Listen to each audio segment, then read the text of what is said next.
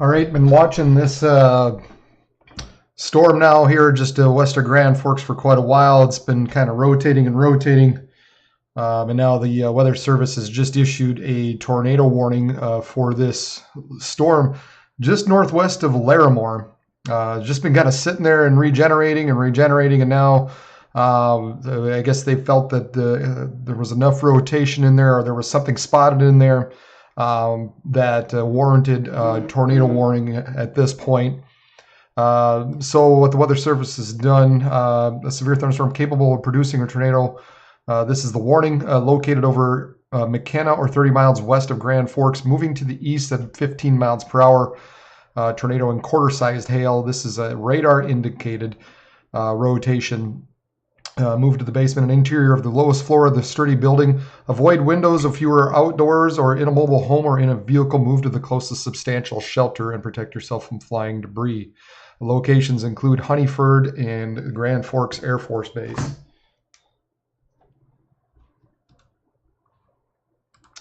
So as we zoom out a little bit here, we're taking a look at this particular storm just to our northwest, northwest of Larimore.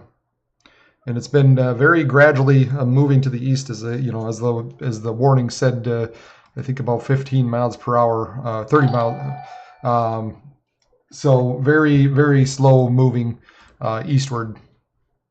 But just it keeps pulling in some of that warmer air. We've got easterly winds into that, causing that notch into the storm. So you've got that eastern inflow.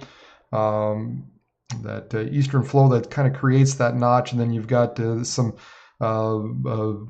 winds on the backside that are pushing eastward, basically south of that notch. So we're watching this area. It's just moving to the north of Larimore, very, very slowly here, but just as something we got to be watching out for. We had a guy out there earlier.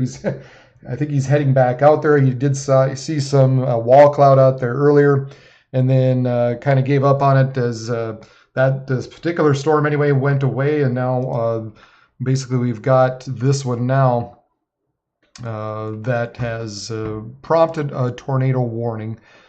So you can so we're looking basically right in through here is I guess more the spots that we're keeping an eye on here.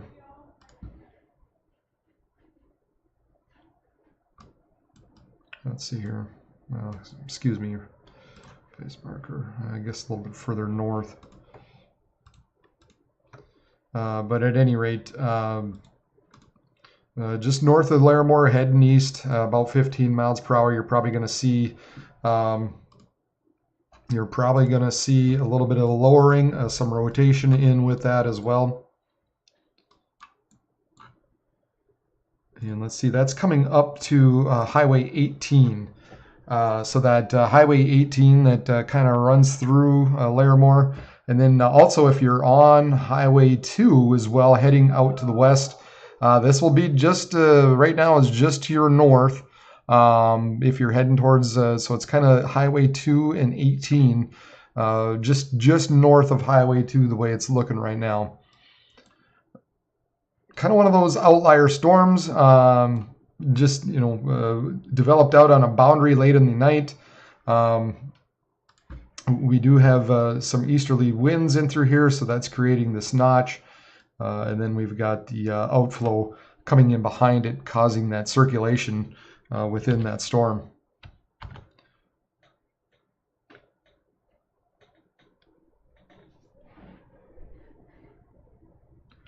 So just be aware if you know of anybody out there, basically in between Larimore and Inkster. Thankfully, right now it's, I guess, more just in the not really near any towns west of Grand Forks. However, I know obviously there are some farmsteads out there. There's a number of farmsteads out there. So if you do live basically north of Larimore, west of Mackinac, south of Inkster on Highway 18, just north of US Highway 2. The National Weather Service has issued a tornado warning until 10:45.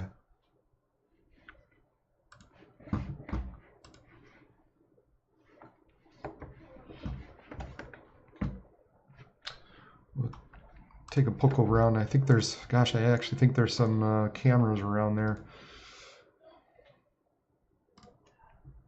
If anybody's seeing anything, well, that's pretty cool, Robert. Can see lightning in the clouds from Lake Sakakawea out east. That's pretty impressive. That's really impressive. See if you can see some sprites out there, Robert. Look up sprites and then see if you can take a picture of them. You'd probably be about the right distance away.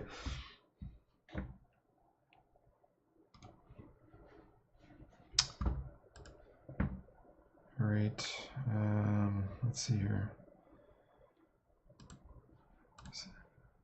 Yeah, okay. Here we might. Let's see here.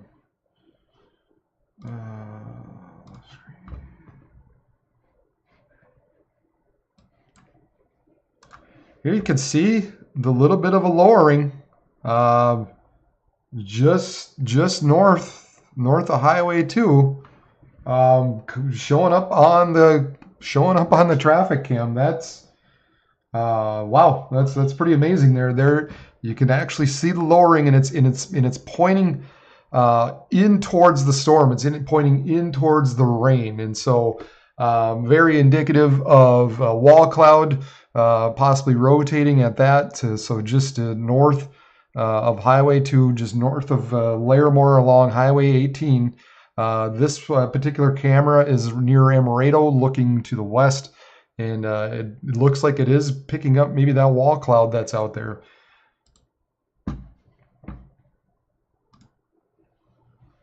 So again, we got a tornado warning storm west of Grand Forks, north of Larimore, heading east at about 15 miles per hour. Curiously enough, I've seen tighter rotation in there earlier in the night. So I don't know if they had a report of a brief touchdown or not. It'd be something to check.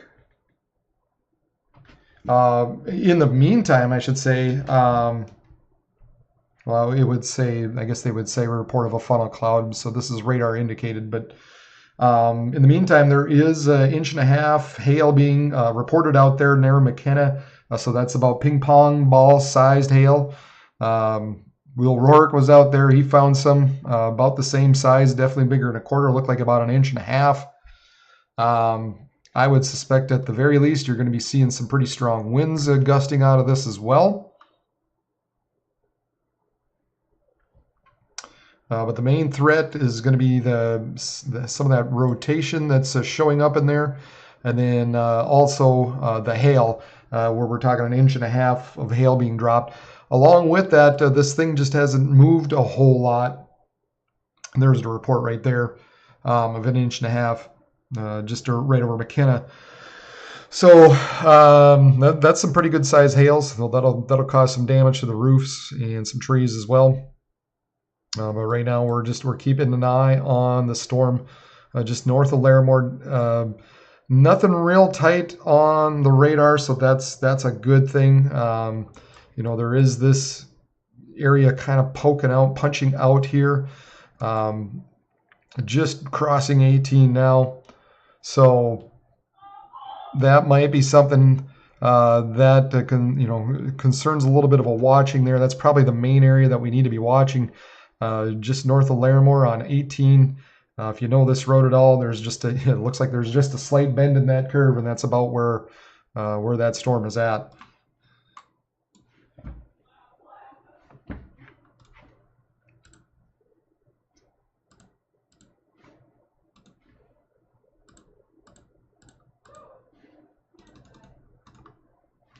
And again, there is that lowering out there, caught on the camera. Probably about 20 minutes ago or so.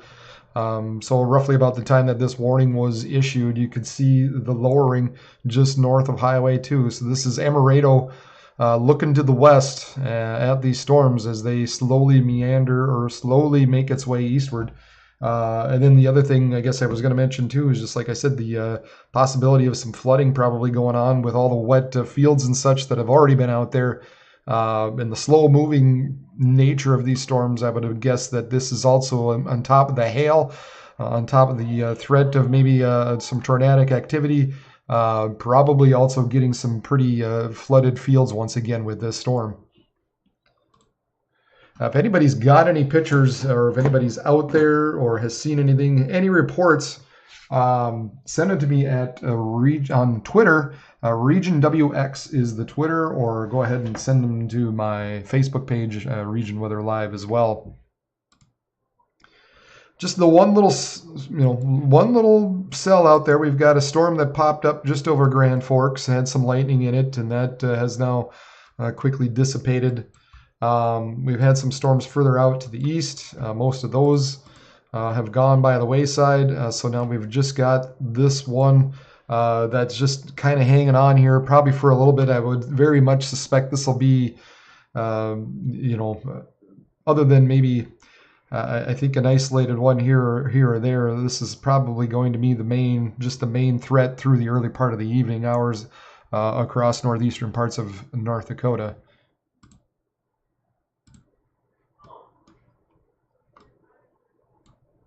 So probably that area of concern has now, or just is just crossing Highway 18 north of Larimore, north of US Highway 2, moving east at about 15 miles per hour. So this is a radar indicated tornado warning with this.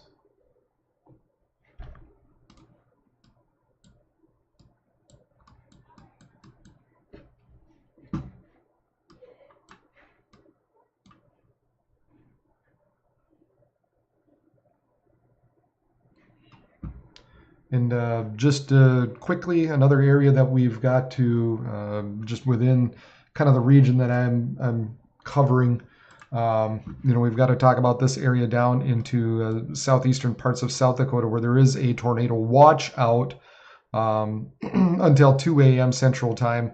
These storms that have been rumbling across the northern parts of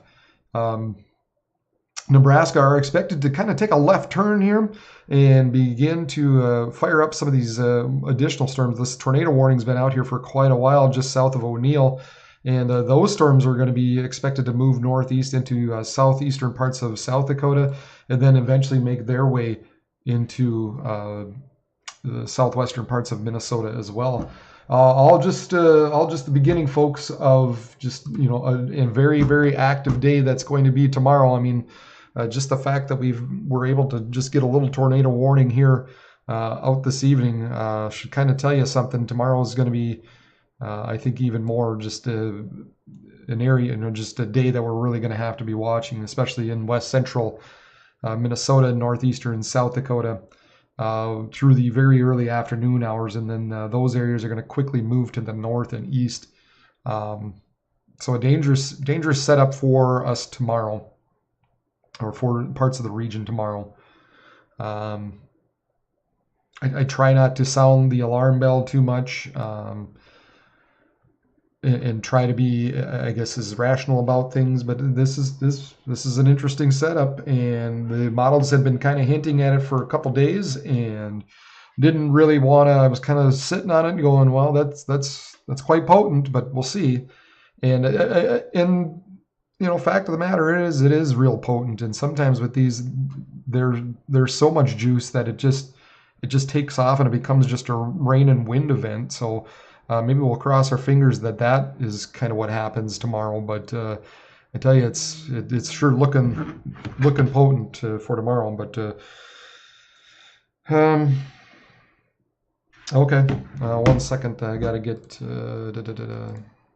Will is live. I gotta pull him up here.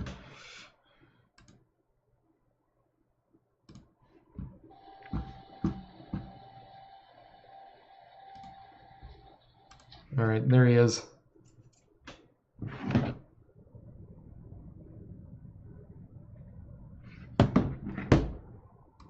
lost the signal.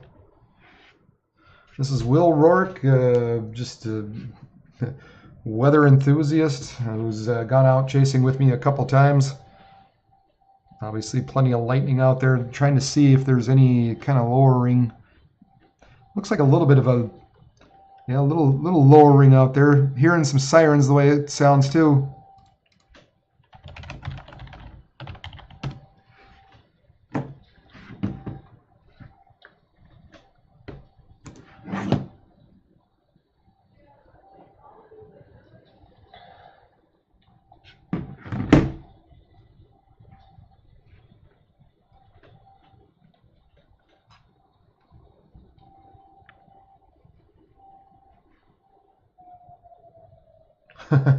You can definitely hear the siren out there. It sounds like it just kind of started to die there.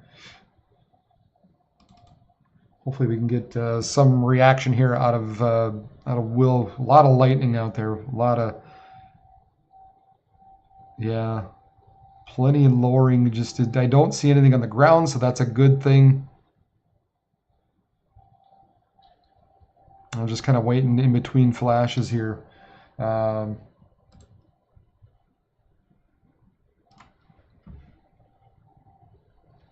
Yeah, I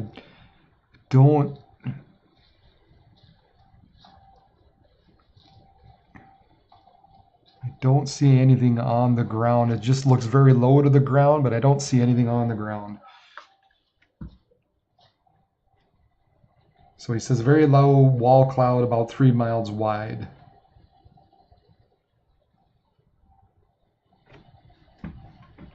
So again, this is just north of Larimore. I don't know if anyone can hear me or not. Just let me know.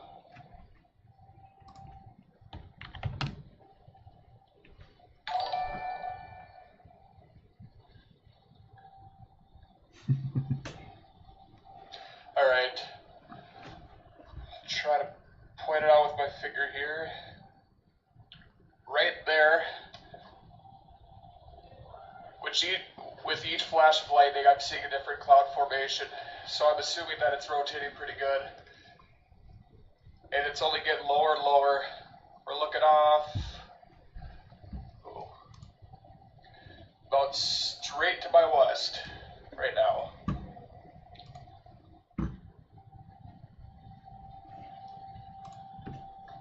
Sirens are going off, and I can hear the sirens, and I believe it's, I want to say Gilby.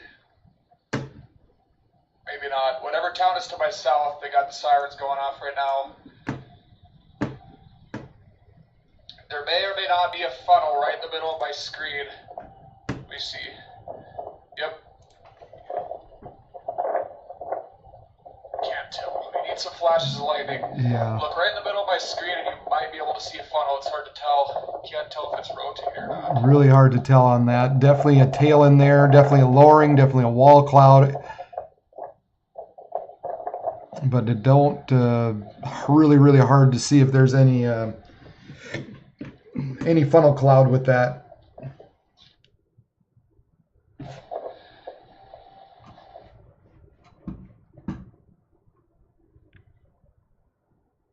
All right, and then we lost him for just a bit here. We'll see if we can get him back.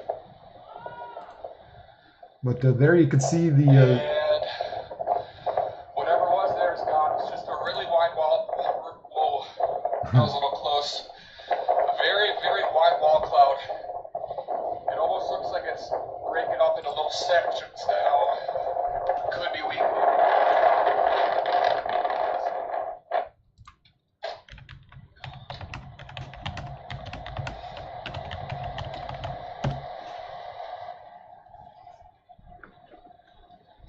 It's getting a little messy, and I'm on a pretty low maintenance road, so I'm going to try to head back to the main road, because once this rain and stuff catches up to you, you can get caught in this muddy crap.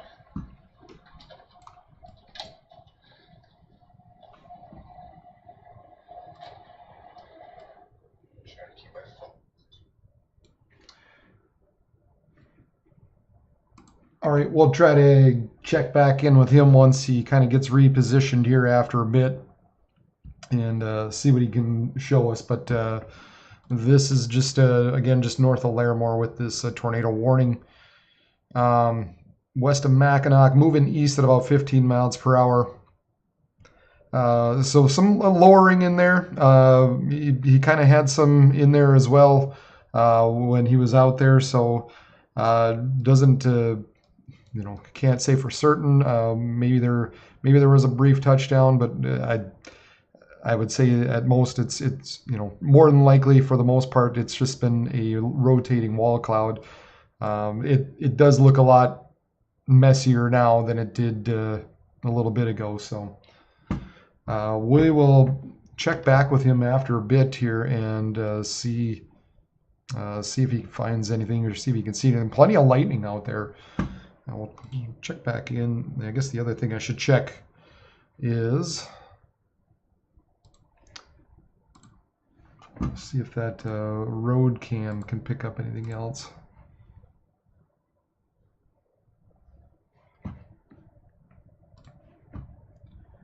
And there's that road cam, and you can just maybe barely make it out here.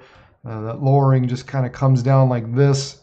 Again, kind of, and that's very indicative. It's pointing, lowering to the rain cooled air to the north. So basically right in through here would be kind of the area that we'd be watching out for. Here you can see kind of a clearing almost. And so that's the outflow air basically pushing eastward and making this wrap around. If you can catch the meaning on my drawing there, but that's basically what we're looking at.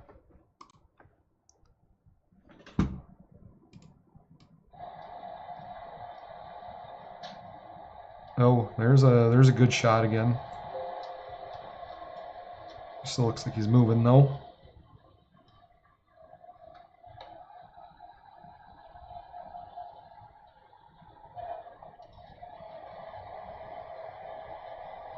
Yeah, oh well, yeah. Still a little lowering out there.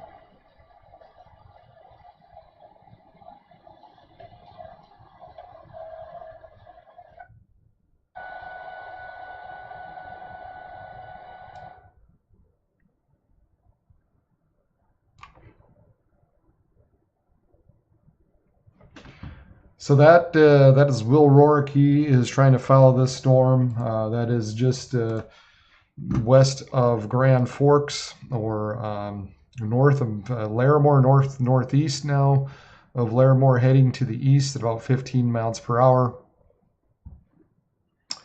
Looks like it's there might be still a bit of a lowering out there. I guess I'll say the rotation in it doesn't look quite as good as it was earlier.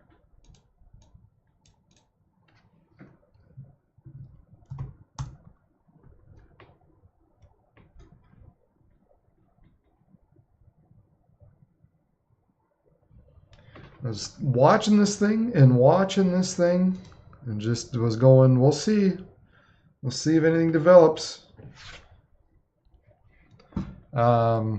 And I think we've had some wall clouds, some lowerings in there. But I guess they felt it was enough now at this point to go ahead and put out a warning. Here is, let's see here. There's the sky cam out of UND looking to the west.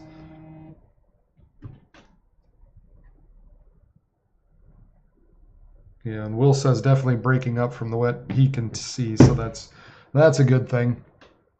But we're looking to the west out of the UND Skycam, and that storm right there, that's producing all the lightning west of Grand Forks, about 15 miles west.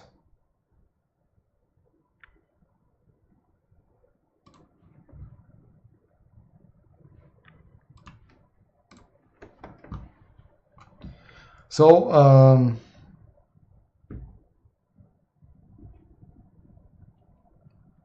so we'll kind of continue to keep an eye on that, I guess, here over the next hour, and just to see what that's gonna do. it's looking, more and more messy here. Um, you've got this rain just really starting to move its way in, and this area that was rotating before is now just, there's so much different airflow going in through here at this point that it's going to be awfully difficult to get any tight rotation the way it's looking at this time. So I would definitely say it looks like I think the threat is diminishing.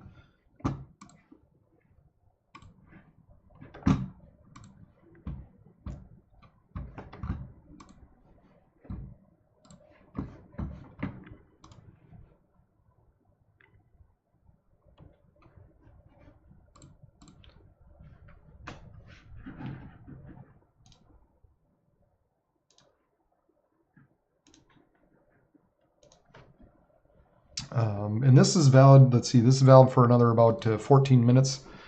Let's see, till 10:45 Central Time is how long they are hanging on to this particular storm. And yeah, just every scan, it's looking messier and messier. The rotation is just not as tight. It's very, it almost looks gust fronty now. In other words, just more your typical type of storm where you got the outflow becoming a little more outflow dominant, meaning it's just the winds are going to switch, and you're probably going to see some gusty winds out of the west, about maybe 40 miles per hour or so.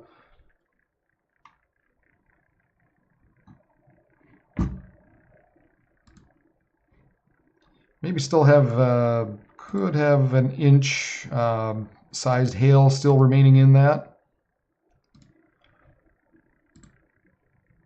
But even at that, it looks like that chance is slowly diminishing as well. But I would say for the most part, that's probably the main threat at this point is you're probably going to be picking up a quarter-sized hail within some of this stuff.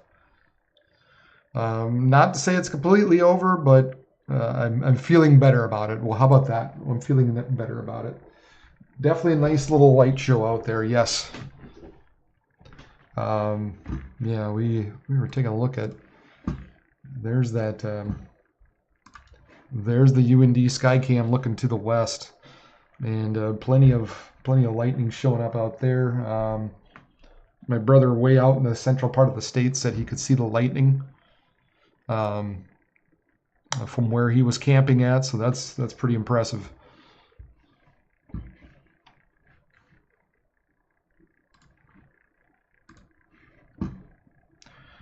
So we'll continue to watch this here, I guess, the storm now for the next 15 minutes, or I guess until, 12 minutes until it's set to expire, and we'll see if they do anything with that beyond that point. I don't think at this point, I would be somewhat surprised if they issued another tornado warning. However, I could see the potential at least for maybe doing a severe thunderstorm warning just because of the hail that might be left in with that. But it very much is looking more outflow dominant with this. So, and it's just not, there's no good tight rotation in that. And from what Will was telling me out there, he said it did look like it was falling apart. So it looks like we did kind of lose his signal.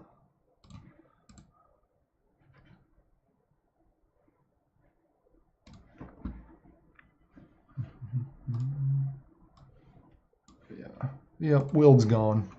Will dropped off, which is understandable.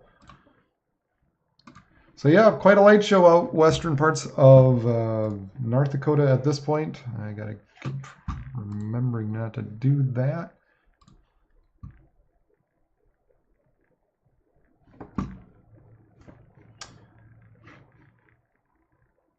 And so in the meantime, we'll just kind of keep an eye on the radar here.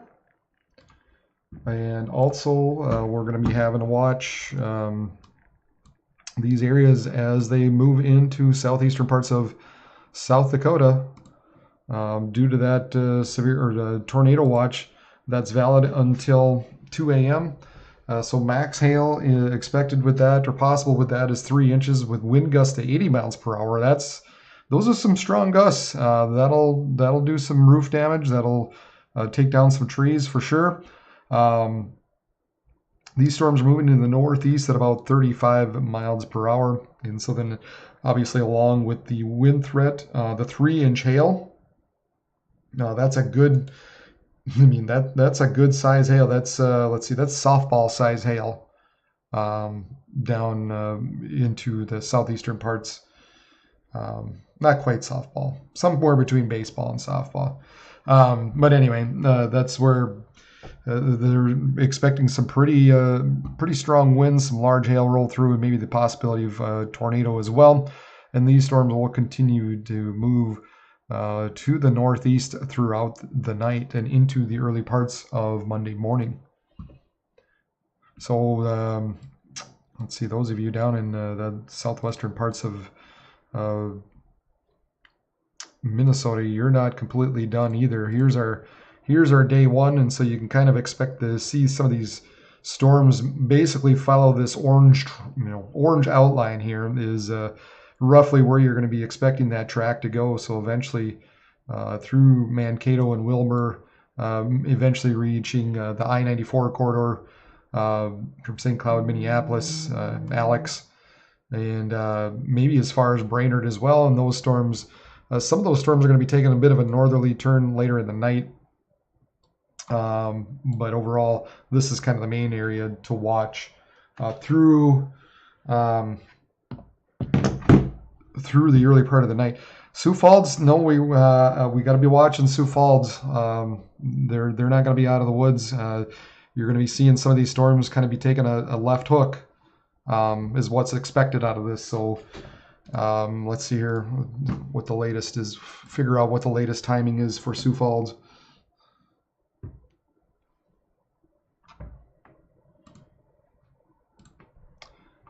I haven't taken a look at the very latest model, but yeah, let's Sioux Falls. That's going to be one of the towns that we're going to have to be watching throughout the night.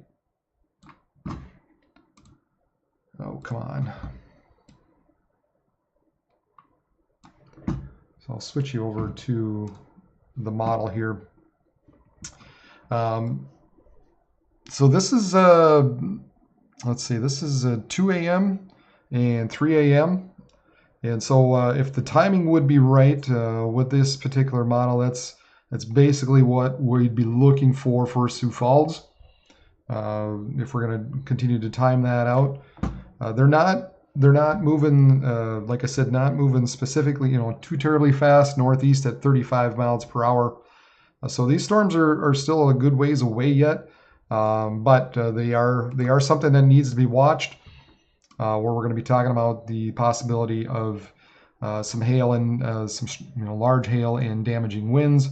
There is the isolated threat probably still at that point of an isolated tornado, but I think the hail and the wind obviously will be the main thing that we're really going to have to be keeping our eye on down in South Dakota, specifically down into Sioux Falls.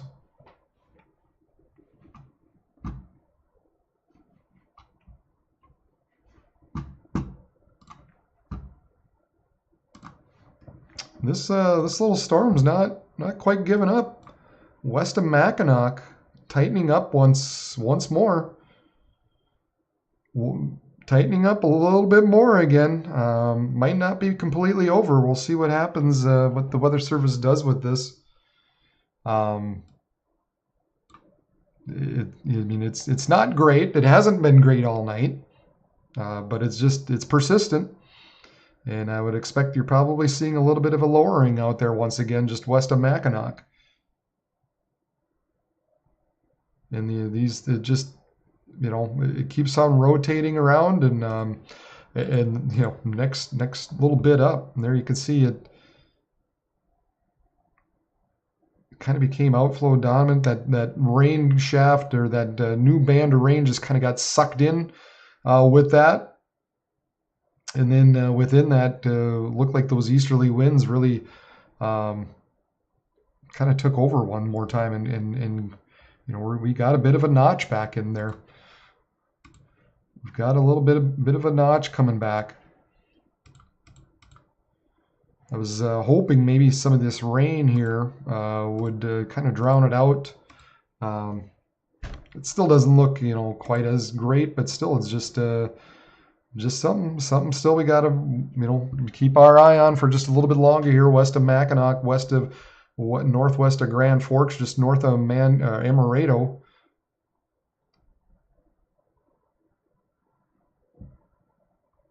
Was looking out there earlier. Had a guy out there, Will Rourke, out there earlier, and there was a bit of a lowering, but it I don't know. It's not.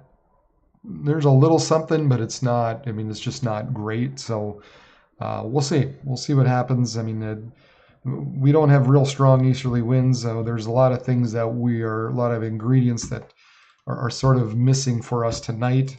So we'll see if it's able to tighten up a little more at all or not.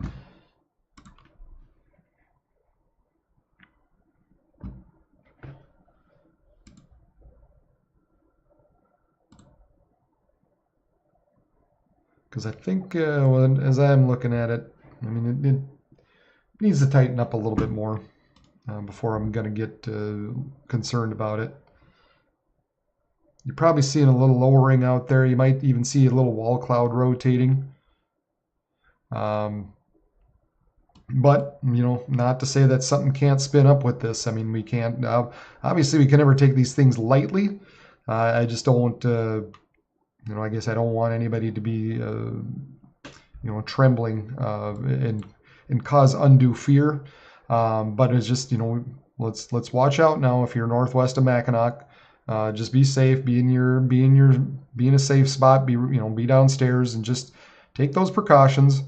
And but I think I think if you do that, you're going to be just fine, and there's really nothing to worry about as long as you're in a good, safe, sturdy home. I think overall you're going to be, no matter what does happen, you're going to be sitting okay.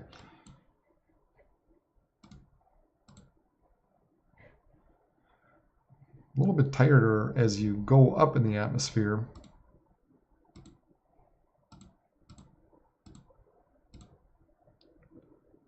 A little bit tighter higher up. Not so much, not quite as much at the surface.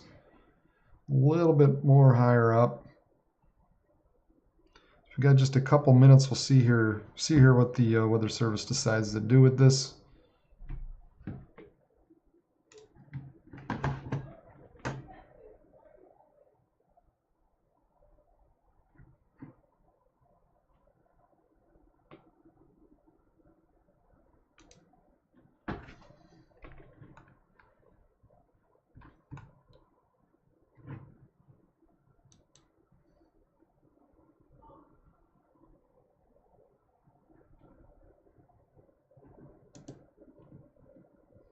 Really? Yeah, if anybody else has got any questions across the Dakotas and Minnesota, please let me know. As we are just watching right now the tornado warning storm northwest of Grand Forks. The surface just doesn't look quite as good. You got to go up a little bit for it to at least begin to look a little more interesting. But it's just not really translating really well down to the ground.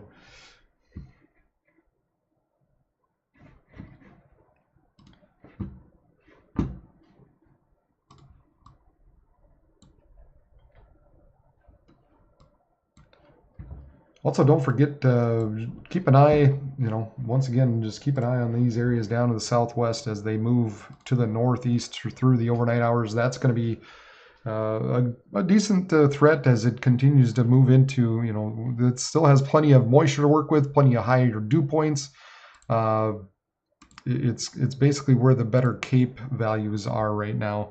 You can see plenty of Cape, still down into southeastern parts of or southern parts of South Dakota.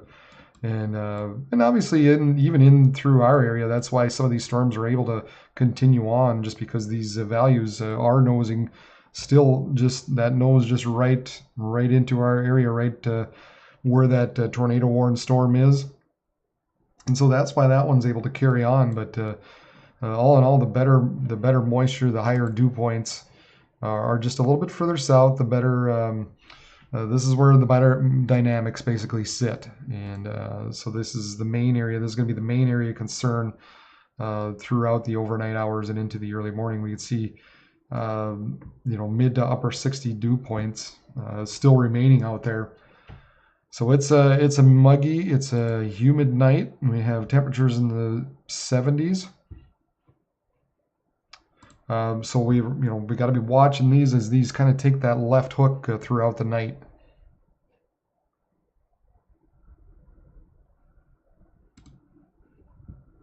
And they're letting that tornado warning expire. So and it doesn't look like they are reissuing anything either. So at this point anyway, so we are in the clear as far as the Weather Service is concerned. And it is looking less and less threatening. Even the vertically integrated liquid is beginning to decrease. Take a look at the echo. Echo tops are still about the same. But the VIL is starting to decrease. So that's great out there. Now they reissued. Now they just issued a severe thunderstorm warning. That would make a little bit more sense, just because there looks like there's still the possibility of an inch hail. So quarter-sized hail, radar indicated. This severe thunderstorm will be near Mackinac in just a few minutes. Other locations include Poland, Manville, Oslo, El Laredo, Tabor, and March. This includes I-29 between mile markers 145 and 160, moving east now at about 20 miles per hour. So we're, kind of switched our focus from the rotation back to the hail. And it's had a history of hail. It's had a history of dropping 1.5 inch hail out there. So that's about ping pong size hail that you'd be looking at. So just north of Mackinac, southeast of Gilby, heading towards Manville. The way it's looking right now is where the strongest part of that storm right now is.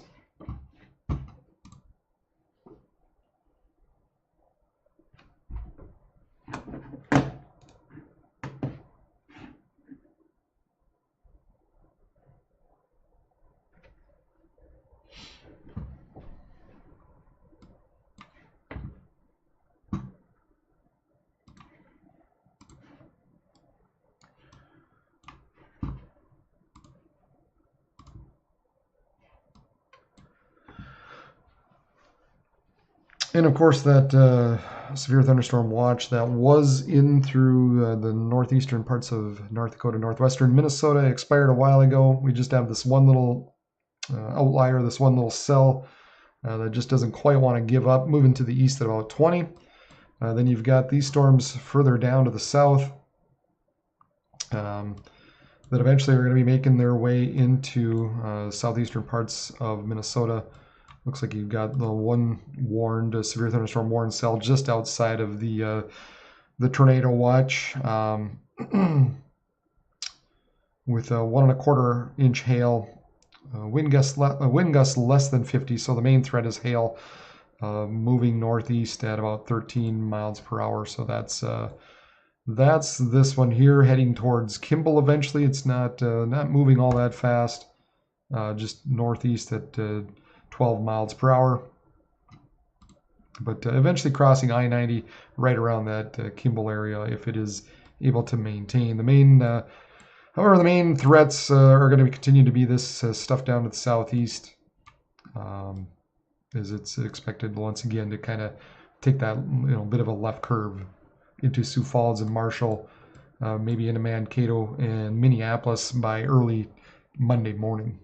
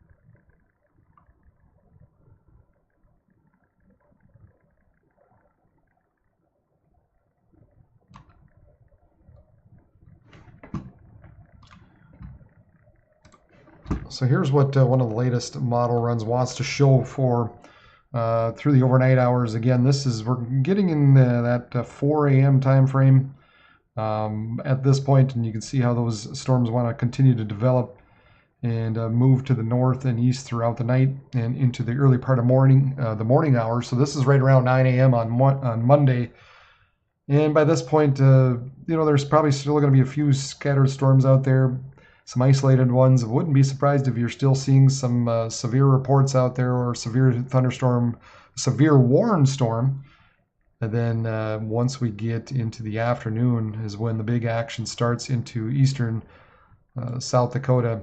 And where you see these little trailers here, that's where it's possible rotation. And then as you get later in the afternoon, they get a little longer, and that becomes a little more concerning, just because if there is kind of any rotation within that, if there is a tornado on the ground, that might be the possibility that the tornado that would be on the ground could be on for a fair distance. For a good distance, being a long track tornado. So that's where some of the concern is for tomorrow, just because these storms are really going to be moving quickly. They're going to be moving at 50 miles per hour or more in some areas. And so if there is if there would be a tornado on the ground, it'd be moving quickly to the north and east through the afternoon and the evening hours. And then once you get to about 8 p.m., this is at least of where this model is sort of indicating, from just maybe Bemidji down to Brainerd, and then kind of right in between the St. Cloud and the Twin Cities area, and then kind of south down to Albert Lea. And those storms continued to move eastward by about 9-10 p.m.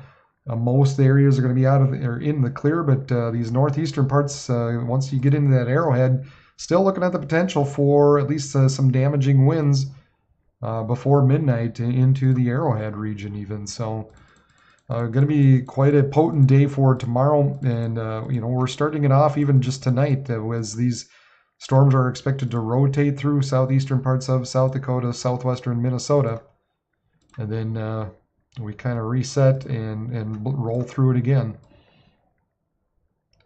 And we kind of do it all over again on Monday, but maybe with a little more punch this time, as that low pressure system finally exits out and moves into the northern plains.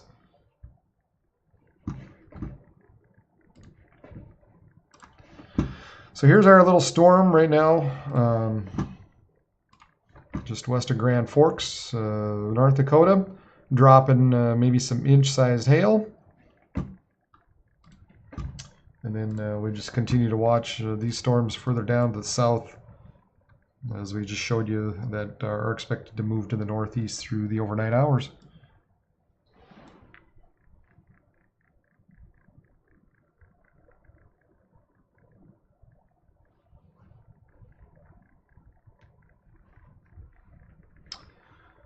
Is Fargo okay tomorrow? Fargo's got the chance for some severe weather tomorrow. This particular model, I guess, would tend to indicate right around 5 or 6 p.m. We'll probably, might be seeing some damaging winds, some large hail, and can't completely rule out the possibility of a tornado within the area anyway, as those storms move to the north through Fargo. So no, Fargo would not be out of the woods tomorrow. Take a look at a different model and just see its solution. Kind of the same thing as that other one, or these nighttime storms move to the northeast throughout the early morning hours on Monday, continue to move north. Maybe weaken some, but there might still be an isolated severe warned storm out there throughout the morning hours. And then we kind of reset, and these storms fire up into southeastern South Dakota, quickly move to the northeast. And once they kind of reach this triple area of the Dakotas and Minnesota, is where things, well, we'll even call it northeastern parts of South Dakota, is where they really become even more worrisome as those storms just quickly pushed to the north and east throughout the late afternoon and evening hours.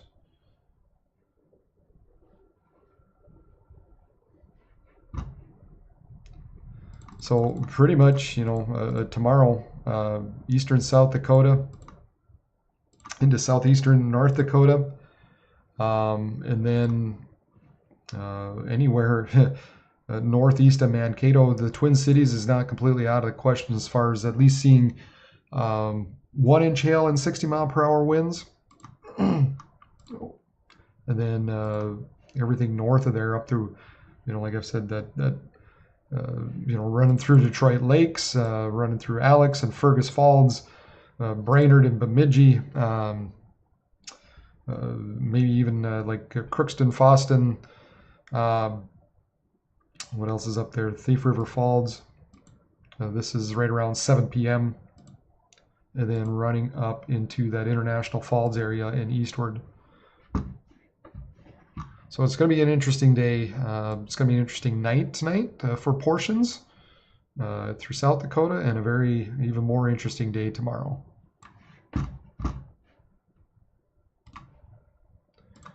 And it all begins here. Hey, appreciate everybody checking in here. Go ahead and hit the please hit the subscribe button down below. Hit the like button. Give it the old thumbs up. Hit the bell button, because I do plan on being live tomorrow for a good part of the day. So that way you'll be able to keep up with anything that I'm seeing on here through the radar. We'll try to watch any kind of if we got any feeds through Twitter. I know, I've got quite a bit of storm chasers that I can watch on the side. There's going to be a lot of storm chasers out there following this stuff, folks. So we're going to have a lot of eyes on the ground. A lot of people watching, and not everybody that I can always show you, just because they're out there trying to make their money as well. And so I can't go out and stream their stuff, because they want to get paid for what they're doing.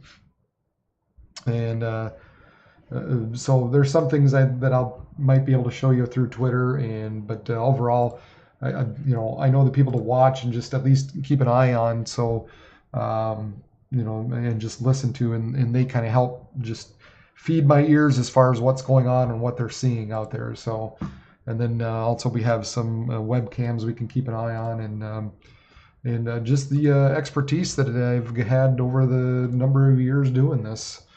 Been watching the Dakotas for quite a while. Minnesota, lived around here, lived in North Dakota, Minnesota. I mean, I've traveled to South Dakota plenty of times just because there's so much to see and do down there. So I've done forecasting for these areas, so I'm very familiar with them. So that's why I stick around here. That's why my focus is on the Dakotas and Minnesota, because this is what I know. This is my country.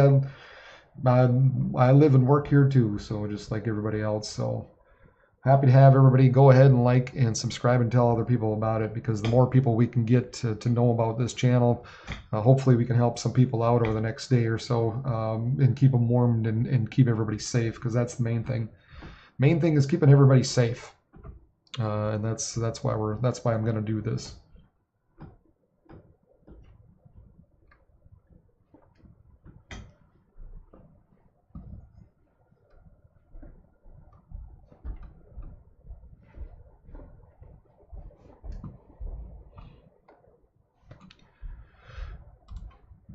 So I think this area further north into Grand Forks, probably losing a bit of its punch the way it's looking. I think it's probably on the decrease.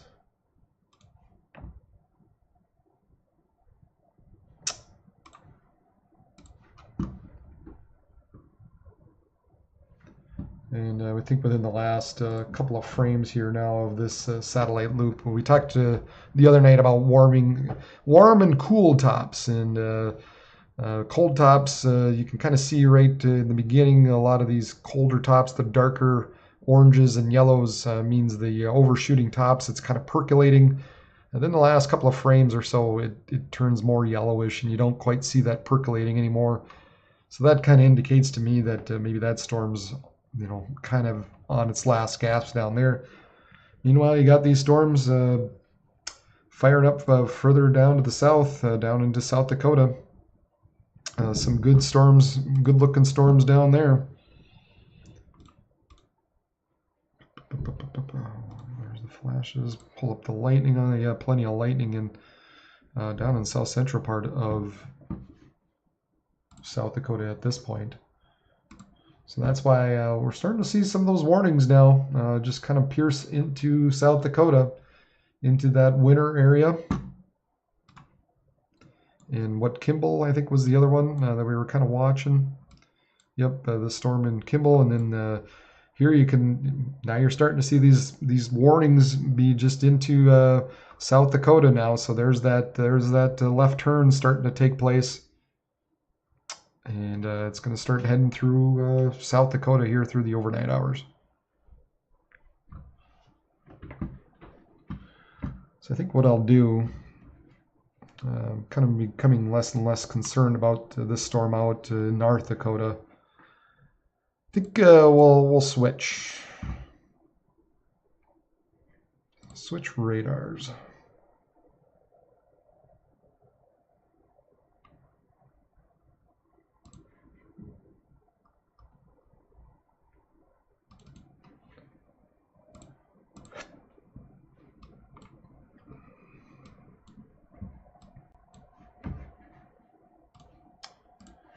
So here's the Sioux Falls radar now at this point. So yeah, we've got over an inch possibly just south of Kimball and White Lake.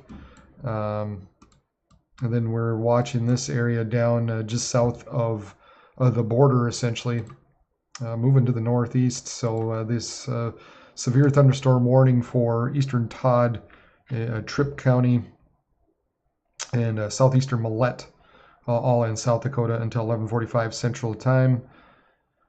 Moving north at about 45 miles per hour, 60 mile per hour wind gusts and quarter-sized hail. This is radar indicated. This will be near Millboro and Kiapa around 11:10 p.m. Other locations include Wawilla, Clearfield, Dog Ear Lake, Uck Creek, Carter, Winter, Culm, Mosher, Witten, and Ideal South Housing. So this area now kind of moving its way into South Dakota, and so that's where we're going to be kind of concerned with the winds and maybe some hail through the overnight hours.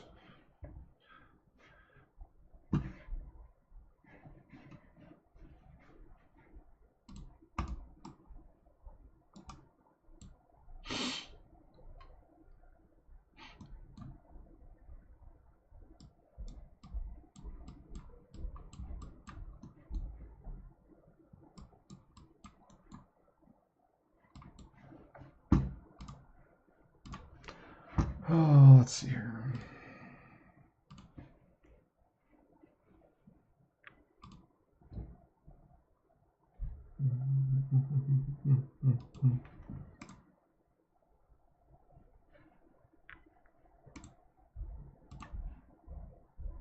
Even just watching that cam out of UND in Grand Forks, lightning doesn't look quite as impressive. I mean, it's still pretty good, but not quite as impressive as it was earlier.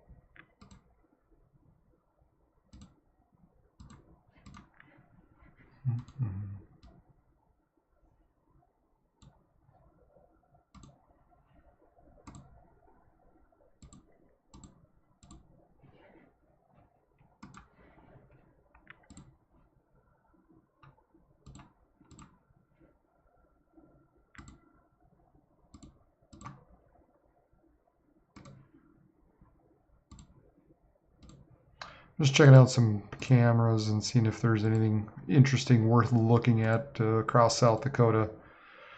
I'm going to guess probably not. It's going to be kind of hard at this point, just given they don't seem to have the best cameras, especially at night. So it's really hard to find anything down there. That's unfortunate. Trying to find something interesting here to look at. That would give you guys a little better idea what's going on out there.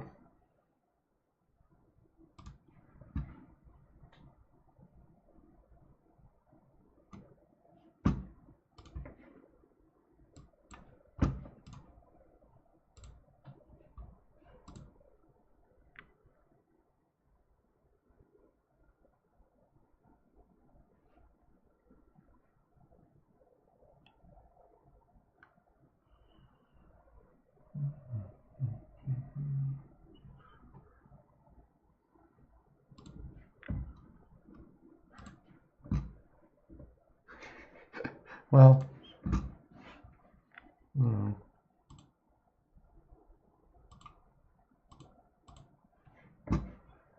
here's something that's always fun, is the Corn Palace in Mitchell. About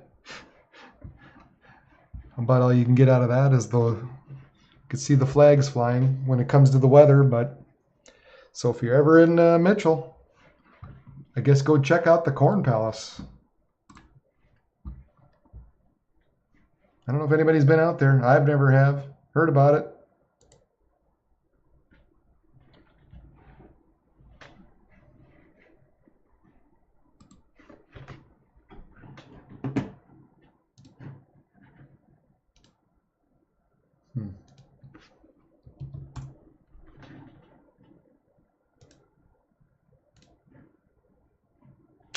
All right.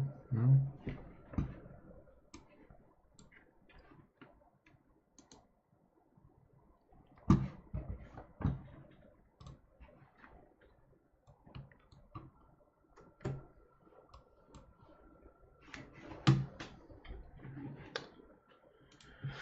Okay, so I'll probably just step off and we'll just kind of keep an eye on the radar here. But I will bug out here for now.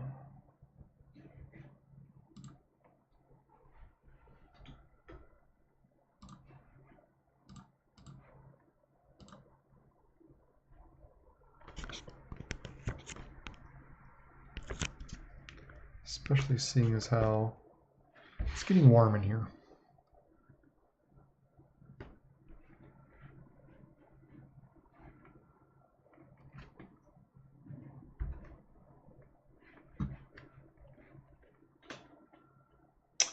All right, nobody else has got any questions for now. We're just, I think I'm gonna just step out. Otherwise, if anybody's got any questions, go ahead and type them in the chat, and I will take a look at them and answer them the best I can. But for now, we're just kind of, we'll keep an eye on this storm that's about to cross I-90, just right around Kimball. And then this bank of storms down here that's taking that left turn, taking that left hook, where we're going to be dealing with some strong gusty winds. 70-mile-per-hour winds possible right now moving into South Dakota and 1-inch hail with these line of storms down and through here. So that's the main threat right now. Alrighty, folks, we will step out for a while.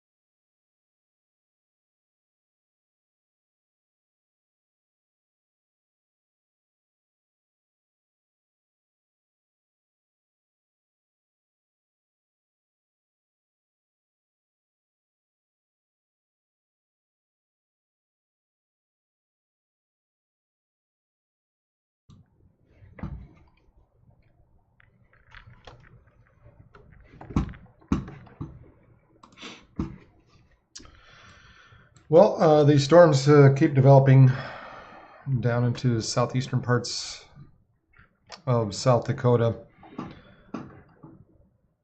Let's see here.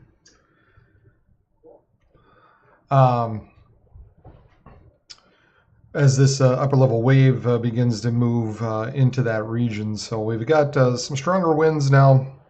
These storms moving into Lake Andes, Armor, Corsica. We've got the wind gusts anywhere from 60 to 70 miles per hour the way it's looking right now as I'm kind of poking around in through here. This particular warning that we're looking at, they're saying central Charles Mix County, southeastern Gregory County, and Douglas County in south central South Dakota. That one's valid until 12:30 a.m. Hazards include 60 mile per hour wind gusts, and this is radar indicated. So expect damage to roofs, sidings, and trees. Let's see, this is 12:01.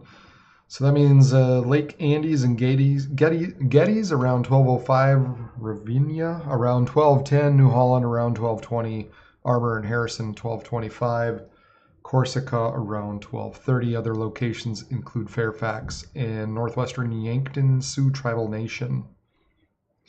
And then that tornado watch still remains in effect until 2 a.m. for that area. So we're talking about 60 mile per hour wind gusts, so that could, do a little bit of, that could do some damage to some trees, falling tree limbs, maybe some siding and shingles. So just make sure, and then obviously if you have got, if you're camping or if you're, somewhere that's not in a sturdy building, you're going to want to be taking cover as this rolls through. We're going to be dealing with some stronger winds. And you're not going to want to be outside. You're going to want to be in a nice building, not an out shed, not anything like that, but just be in a good sturdy building, and you'll be fine. But we are dealing with some stronger wind gusts moving to the northeast here through the overnight hours. Right now, heading towards that Lake Andes, Geddes, Armor, Corsica, New Holland area.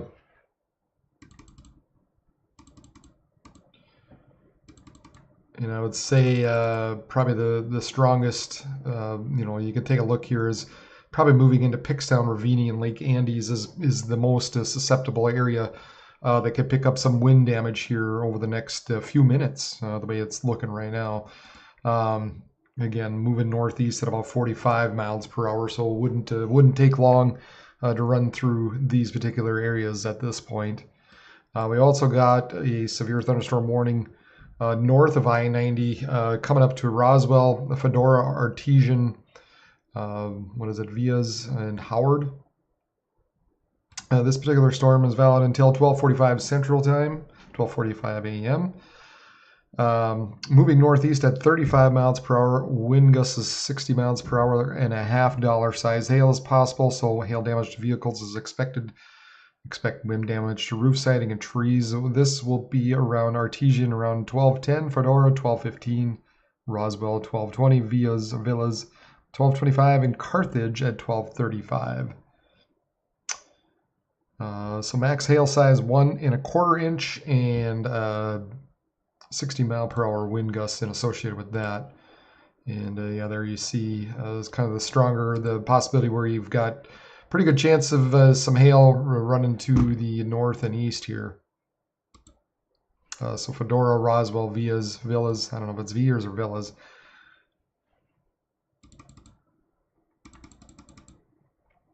And then maybe it looks like maybe the stronger winds are actually back towards Artesian and Fedora. So you got to mix of a couple of things going on a little bit in some respects. Buckle around in some of the higher levels and just see.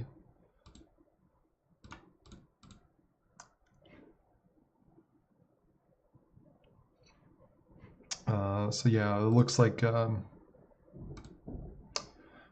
pretty good hail running north into Fedora, Roswell area. So what is that?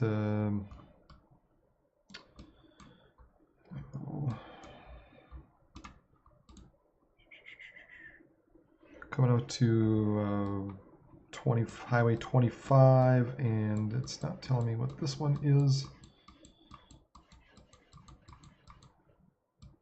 That runs through there.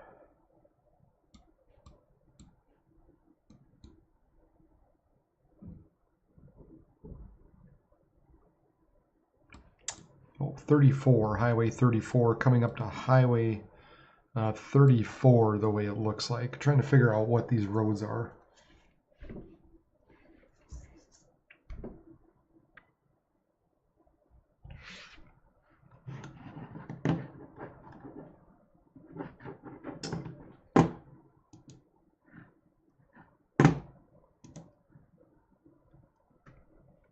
And I do appreciate everybody for watching. You know, if you want to get,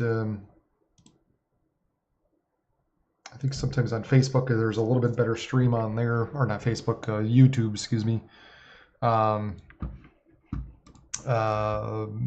it just helps that channel out a little bit better as well. Just liking, and there's a few more things I can do on there, maybe to get a little more noticed, I guess.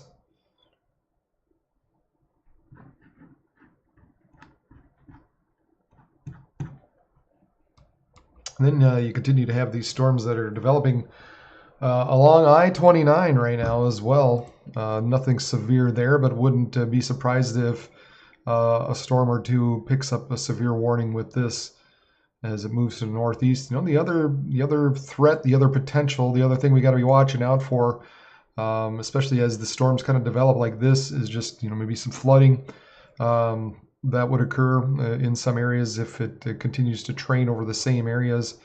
So we'll have to keep an eye on that through the night as these move to the north and east and spread north and east. So once you get up into Madison and Appleton and Milan and Watson and Montevideo, back down to Canby, you know, all these areas in here, that's going to be another issue to watch out for. But all these storms are going to be moving to the northeast here through the overnight hours. So the southwestern parts of Minnesota, you're not out of the woods at all. And looks like we got a tornado warning now, kind of getting close to South Dakota at this point.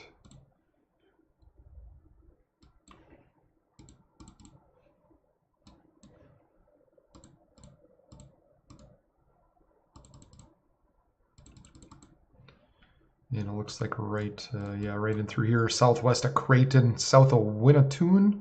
So this is in Nebraska. This is a little bit south of the area I normally cover, but just, you know, there is that tornado watch. There is that possibility that something could spin up here.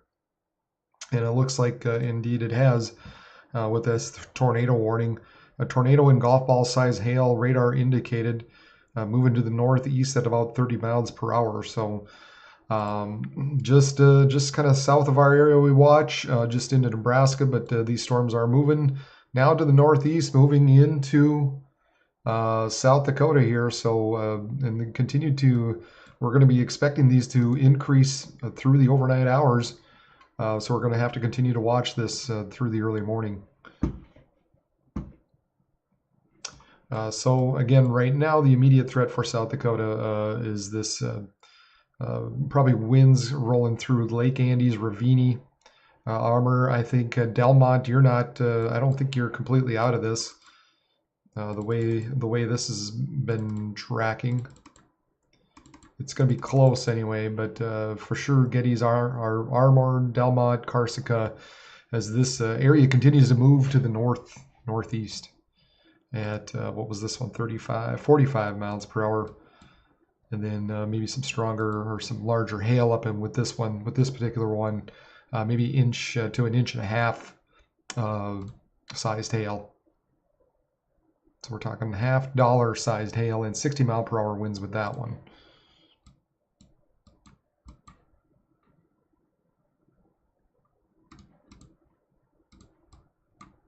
Oops.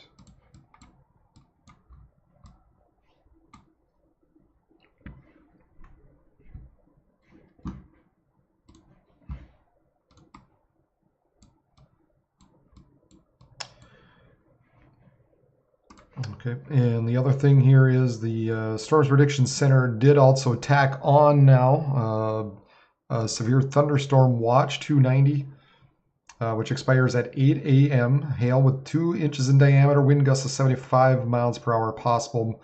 Storms expected to move to the northeast at about 40 miles per hour. Some stronger winds and some larger hail obviously associated with that.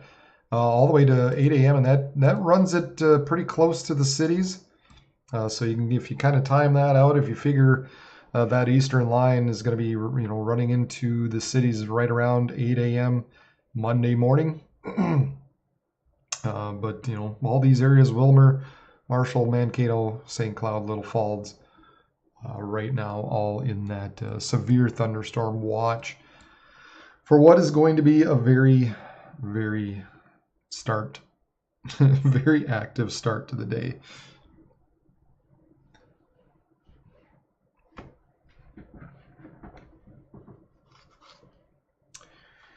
And if you are on, let me know where you're watching from. Let me know where you're at, so I know to keep on going. If I know you're there, then I keep on going. If not, I'm gonna need my rest for tomorrow.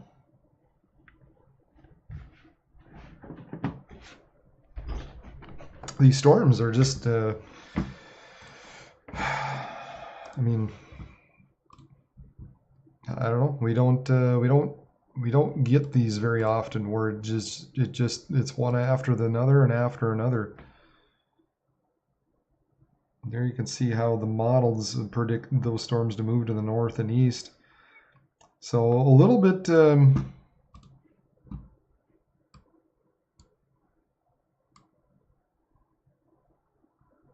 guess I'm somewhat surprised maybe. I guess it kind of follows. I thought maybe that watch would run a little more in a northerly, south to north fashion in a way, given to how some of the motion is how these storms want to roll through. So we take a look at the upper level winds and get a feel for where that trough is. So here's the larger, there's a weaker one within that's kind of helping kick some of this other stuff off now, along with the stronger winds beginning to increase. But really once you get into 4 a.m., that's really when that main trough comes swinging around and really starts to push northeastward. So that's why, by 7 a.m., this area and through here is going to be kind of, I guess, more or less under the gun. And that's not lining up at all, is it? Great. That's fantastic. Lemon demon? Is it demon? It is demon. There is a demon? Not lemon. You didn't misspell, right? There is a lemon, South Dakota.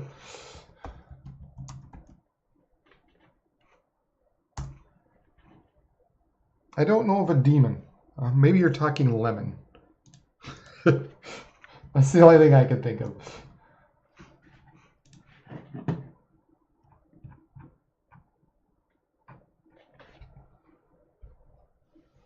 Linda Stieg.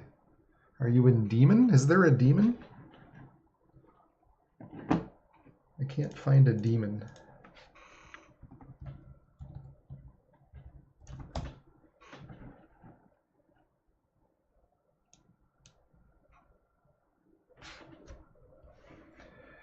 Excuse me while I try to fix some of this here. Sometimes they just, what you're trying to do doesn't always work exactly the way you want it to. But for some reason this has shifted a little bit.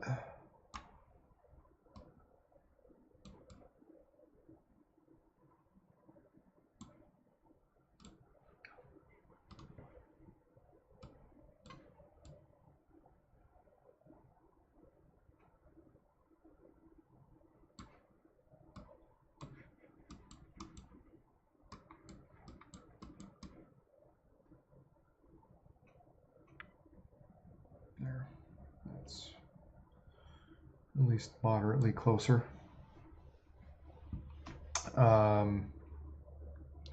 So there's where those storms are going to be pushing to the north, because those strong mid-level winds really starting to kick in, and sort of fits, I guess, with what the watch is basically looking like. So yeah, that's pretty close, I guess. But that's where we're going to be watching these storms just begin down into Nebraska, and what is moving into south and developing into southeastern parts of South Dakota, move east and northerly through the overnight hours. And then, of course, these winds, here's the next trough that comes around, and as that spins around, we have even stronger winds that move into central parts of Minnesota, and that becomes the focus for the tornadic activity and damaging winds throughout the afternoon hours and into the evening hours on Monday.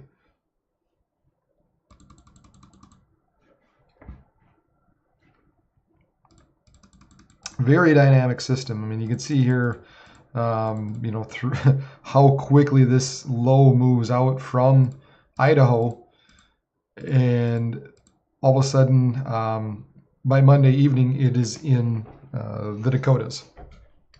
So it's a vigorously fast-moving system, and so that's why Monday, just yet another reason why Monday is of such a concern. Here are the lower level winds, and low-level jets setting up in through southeast South Dakota's southern parts of Minnesota by 4 a.m., pushing northward, and that's also going to help aid some of these storms as well along the watch area, and that's why the possibility of some severe storms will last up until 8 a.m. the way that severe thunderstorm watch, that's how far out that severe thunderstorm watch is going. And then much like the mid-level latitude, or the mid-levels of the storm, here a little bit lower, that comes out into the Dakotas. Strong south-southeasterly winds helping cause that rotation, as we got south-southeasterly winds there. This is right around 4 p.m. And then as we go up in the atmosphere, a strong southwesterly winds, and that causes that's where we get concerned with the tornadoes. That causes the backing, that causes the spin. The lower levels, the winds are like this. The upper mid levels are a little more southerly, south-southwest.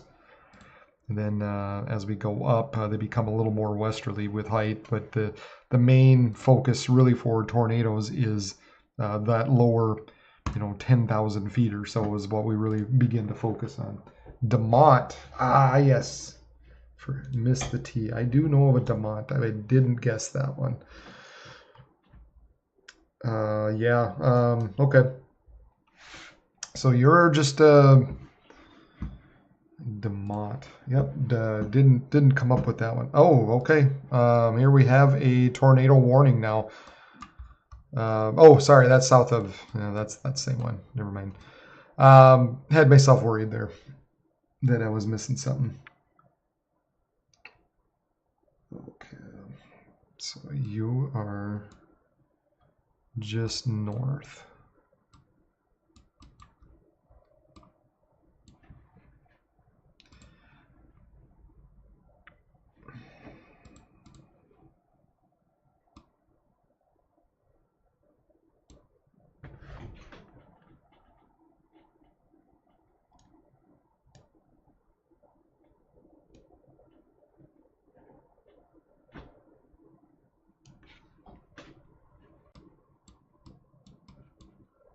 Delmont, not Demont. Delmont or Delmont? Demont?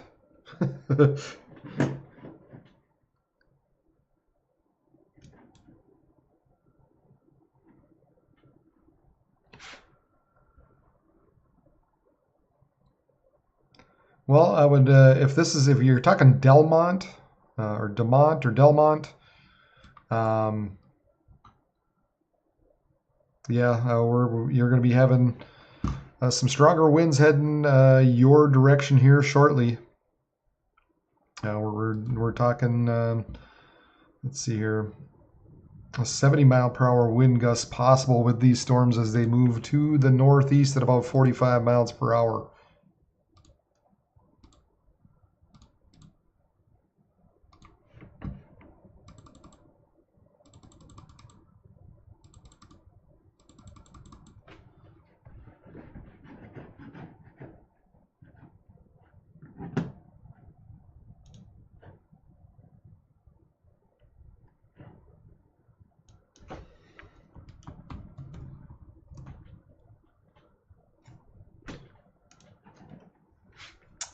I assume you mean Delmont, I guess, there, Linda.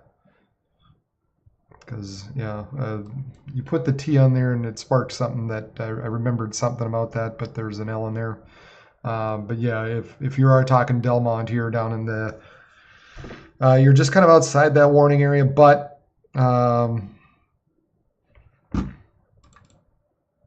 I don't think you're 100% out of the woods with that. Now, I don't think you're going to be getting the strongest winds because that looks like it's still heading towards Armor and Corsica.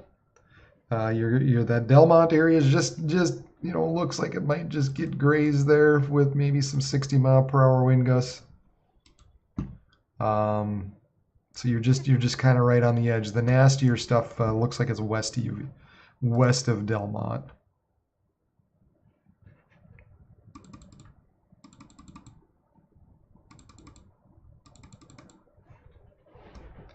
And then we've got the hail just north of Roswell, not New Mexico, but South Dakota. There is a Roswell. And actually the hail looks like it's kind of decreasing there. So that's a good thing. However, it looks like some of these storms further off to the west might be picking up a little bit in intensity right now. So yeah, you might be having some some quarter size hail by roughly Alpena, and then so that's going to be coming up to Huron and Cavour. Oh my gosh, and Iroquois. Sometimes the easy ones are the hardest. So that's coming up to coming along right along Highway 281, right up to Highway 14 is where some of those storms are coming. Meanwhile, this one back in the warning area is looking a little bit better, not quite as maybe severe at this point. Looks like maybe some of these storms just to the west. Wouldn't be surprised if they get severe storm warned. Okay, we got this one now a little bit further north, up by Gary and Clear Lake. And I would expect that, yeah, we're getting both winds and hail out of that. Moving north at about 35 mile per hour. 60 mile per hour wind gusts and $50 sized hail. Radar indicated hail damaged vehicles is expected. Expect wind damage to roof sidings and trees. This going to be near Lake Alice around 12 right about now. Other locations of the path include Ravillo and Albee. Again, radar indicated hail size 1¼ inches, 60 mile per hour wind gusts. So this is just north of Sioux Falls, coming up to north of Brookings, east of Watertown, Clear Lake, right around that Clear Lake Gary, coming up to Marietta, Madison. So wouldn't be surprised if any of these become severe warned. Kind of put this in motion. They mentioned a little bit earlier, maybe some flooding threat, but as this comes into Morris, Elbow Lake, maybe Alexandria, Glenwood is basically the path that this storm is going to be taking, and I wouldn't be surprised if they continue on with some severe storms with the hail and the stronger gusty winds. So for you guys up there, just to keep watching these storms. I think they're going to continue through the nighttime hours, and then also this stuff that's rotating up to the northeast kind of said it earlier. That's what these storms were going to do, was just kind of moving east, and eventually they would take that left turn, and here it comes. These storms are moving quickly now, as the stronger mid-level winds really start to kick in. So I think these storms are going to pick up. They're going to pick up some speed here, and with that, that just means just strong winds. That's going to be the main threat with these, most likely. We've got this one now down west of Vermilion. We look like we've got a 1-inch hail. We've got, at this point, maybe the winds aren't too bad. But the main threat is a quarter-sized hail at this point. So they're severe warned for Clay County in southeast South Dakota until 12:21, moving north at 35 miles per hour with this one. Continue to watch this storm just south of the border. And it looks like there's still a little bit of rotation coming up on center. There still is that tornado watch out until, let's see, I think it was 2 a.m. For portions of southeastern South Dakota. So some of these areas, as they move in here and pick up a little speed, it's possible that they might have a little spin up with these. So we will have to be mindful of that as well throughout the early morning hours now, as we continue to watch these move to the north and east here through the overnight. The main threat is kind of in this southern mode at this point, these southern storms as they move to the northeast. Not to say that these to the north can't have them, but I guess if I'd be watching anything for tornadic activity, that would be my main concern.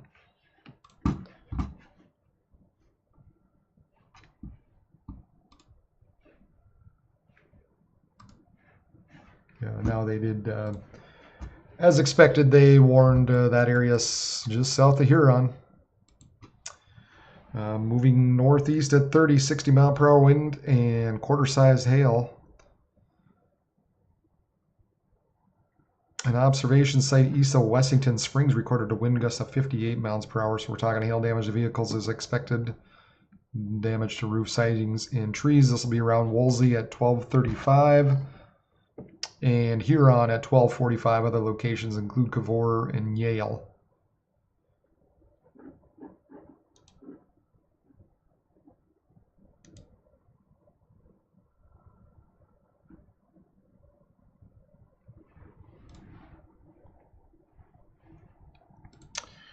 Again, appreciate everybody watching on the YouTube and Facebook. You can do me a favor, keep me a little bit of company tonight. Let me know where you're watching from. Let me know if you're watching. It's going to be a long day tomorrow, so at some point I'll need to get some rest and get ready for tomorrow. But I don't want to be dropping off if I know people are concerned. So we'll continue watching this stuff as it moves into southeastern South Dakota here tonight, and see what some of these storms do. There is this one that's warned.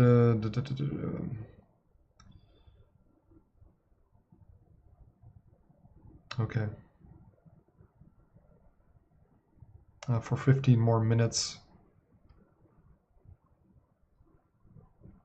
Possible tornado and ping pong ball size hail. So for another 15 minutes, they're letting that one go just south of South Dakota into Nebraska. All right, and they got rid of this warning, at least for now. Let's see if they pick that one back up.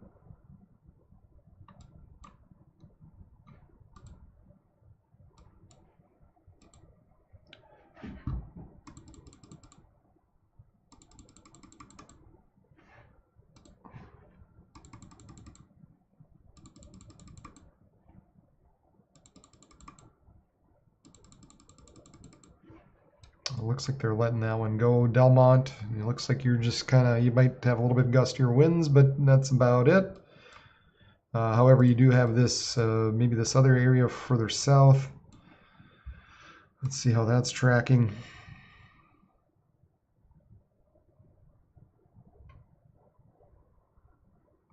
Yeah, it looks like once this line is passed, Linda, if you're still watching, once this line is passed here in the next few minutes, you'll be safe for the rest of the night. All right, they did reissue another tornado warning here coming up. It's going to be eventually coming close to Yankton with this cell. Right now, it just looks like it's just east of center. So with this storm, severe thunderstorm capable of producing a tornado located 4 miles southeast of center or 23 miles southwest of Lewis and Clark State Recreation Area, moving northeast at 40. Tornado and golf ball size hail, radar indicated rotation. So flying debris will be dangerous to those caught without shelter. Mobile homes will be damaged or destroyed. Damaged roofs, windows, and vehicles will occur. Tree damage is likely. This dangerous storm will be near Bloomfield around 12:40 a.m. Other locations include Crofton. So we're watching this area right now, just kind of east, northeast of center, moving to the northeast at 40 miles per hour. So this is in this is just south of South Dakota. This is in Nebraska, northeastern part of Nebraska, but kind of pointing towards that Yankton area. So we'll have to keep an eye on it here and see if this continues to show rotation.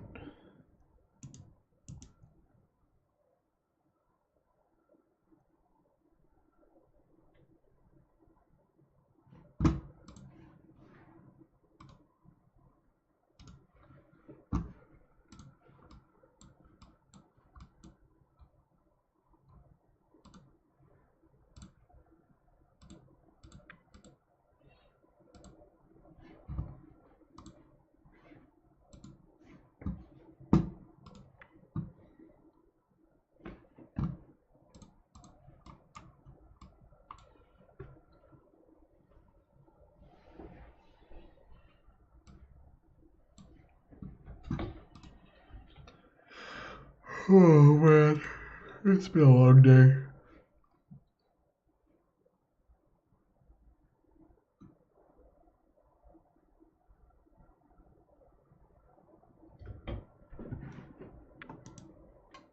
Well, let me know where you're watching from.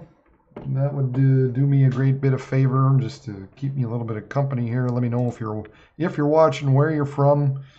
Also, do me a favor and hit the like button, and go ahead and follow both on Facebook and on YouTube. Believe it or not, or I don't know, the YouTube helps me out a lot more, just as far as knowing where my followers are from and who's watching and for how long, and they just kind of do a better job at keeping track of that. And the more subscribers I get on there on YouTube, that's where I guess I've got more growth opportunity eventually. And I think just overall the feed's just a little better through the YouTube as well. Is there a Yankton one? Anybody know of any good webcams down in South Dakota? I just can't seem to find anything that's worth a darn. Everything's in the west or Sioux Falls. Woolridge, Miller, Brandon, Chamberlain. This little west. Huron. Let's see if Huron's got anything. They got that storm coming up into Huron now. Come on, Huron. Oh, a little bit something, maybe some lightning there. Thanks to the Kello Land live cam, Kelo.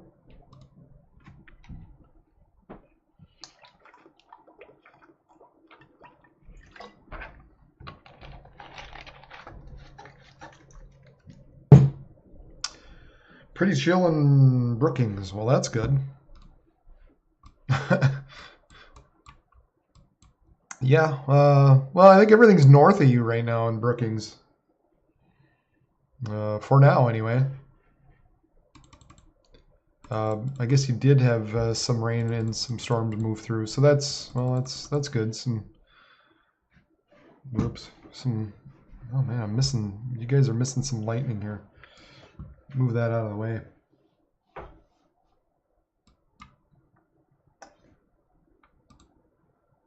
Well, good. I'm glad Brookings got away without anything too terribly bad. It looks like the little bit stronger stuff is just to your north, at least at this point. However, the way the night is going, you might be in for another round in Brookings later on in the night. We'll see if some of this, I think, this area in Plankton, Mitchell, depends. Some of this could maybe just make its way in through there. So just keep in mind there might be another round coming through Brookings. So what you're watching on the screen right now is in Huron. I've got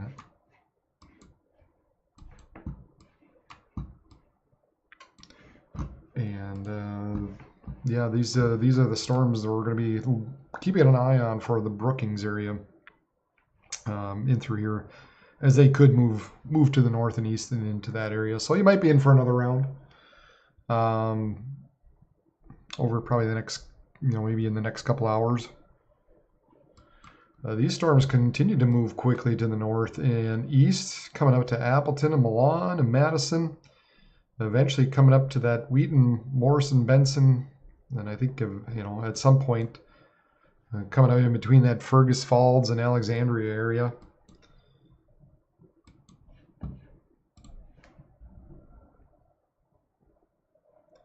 This segment's kind of moving fairly quickly. It's got a little bit of Boeing segment rolling up to Plankton and Mitchell. Mitchell, I wouldn't be surprised if you've got some severe storms eventually rolling through you. Let's see if the Corn Palace has anything cool now. Doesn't look like it. It's still just the Corn Palace.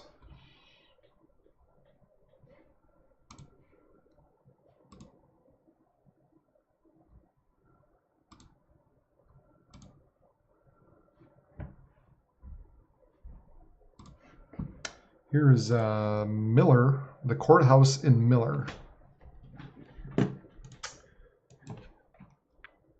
And so we got some good shots of some lightning off in the distance there.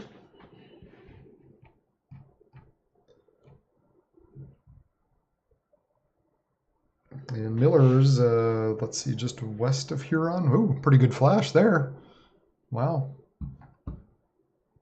Nice flash.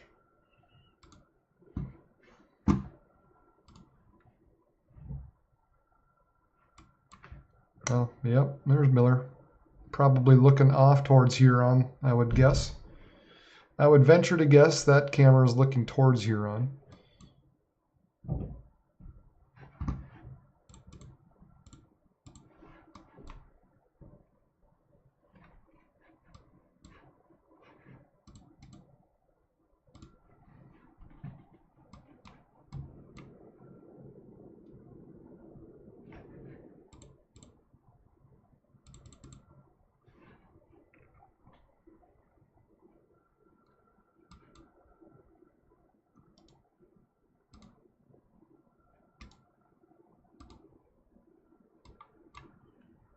Maybe a little bit of, might be some weak rotation in through here, just southeast of Huron.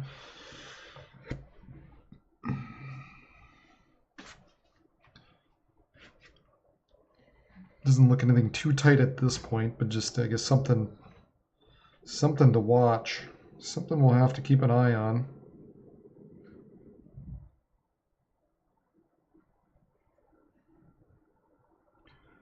Just a little something in through there, but nothing too serious at this point. But maybe just again, just something we'll have to watch here.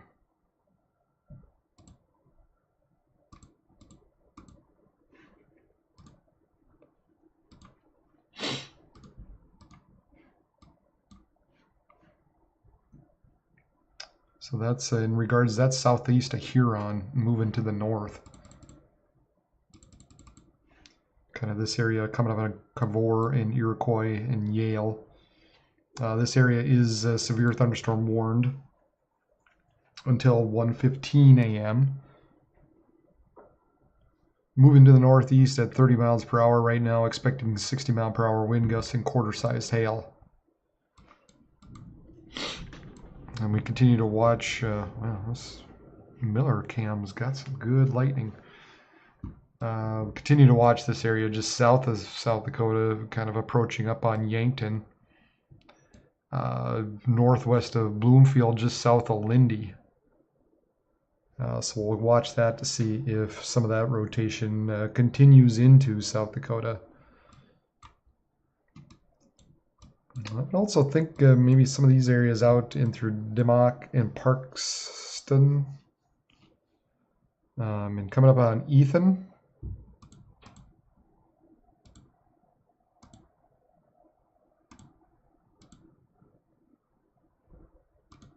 Have the potential of seeing some higher gusts in through there, maybe just below severe limits, but I think you're going to be seeing some gustier winds roll through here shortly, especially Ethan, Milltown.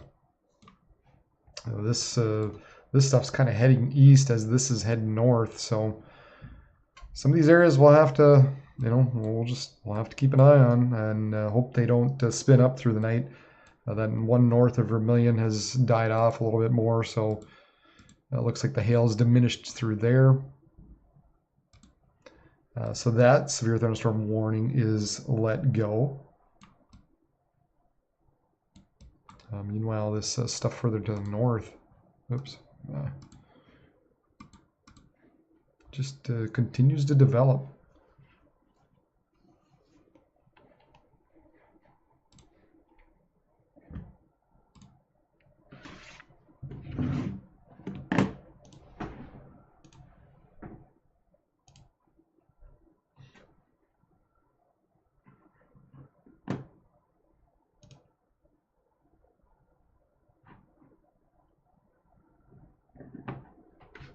Again, this camera is in Miller.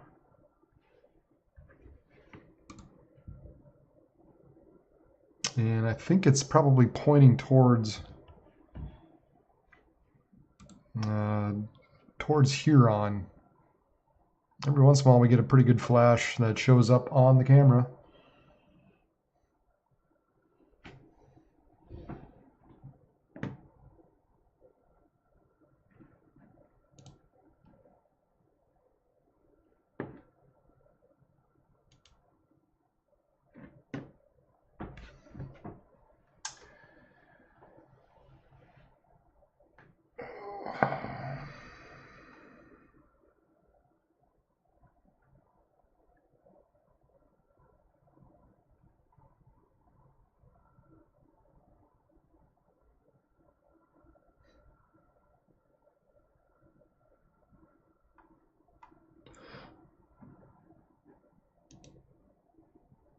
What's everybody doing tonight other than watching the weather?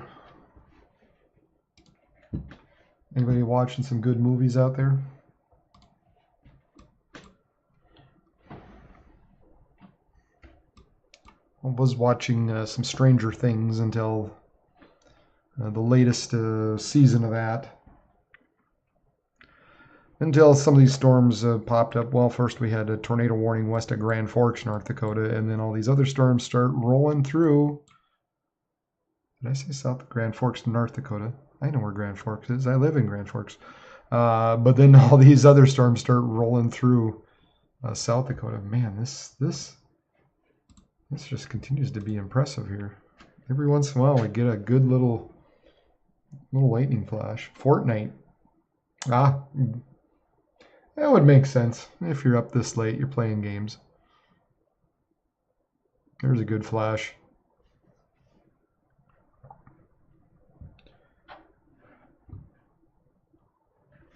Appreciate everybody who has been following, who's been following along, who's liked.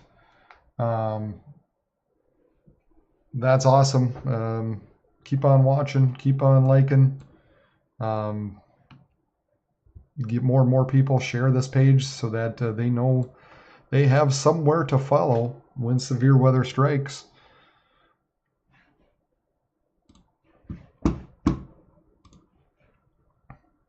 Well, there's getting a little bit of rotation in with this one now. Yeah, okay. A little bit of rotation there just east of Brant in South Dakota. So, see here. Area kind of worth watching. It's not a bad little couplet there. It's not very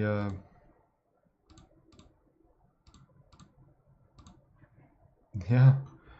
This area just east of Brant, heading to the northeast towards what is that, Gary, east of Clear Lake. Just be mindful of that. We'll have to keep an eye on and see if anything develops out of that. Nothing too deep at this point. Come on, pop up. But there's a little rotation going on there. Then I also mentioned this area southeast of Huron as well, and just south of Cavour, showing some rotation in with that as well, with some of these storms.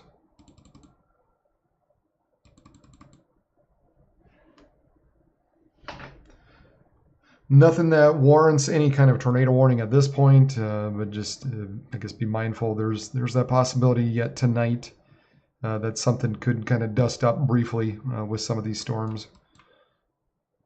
So we are kind of watching those two areas, probably just east of Brant,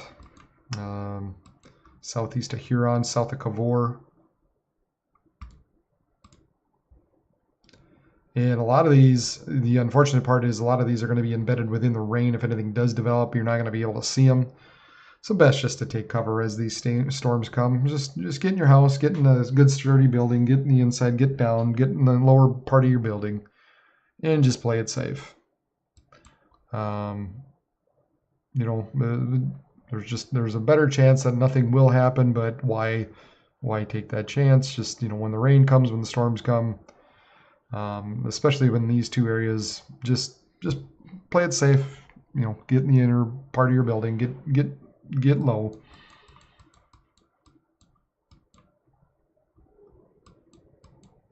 And then we're also watching this area coming up to Yankton now.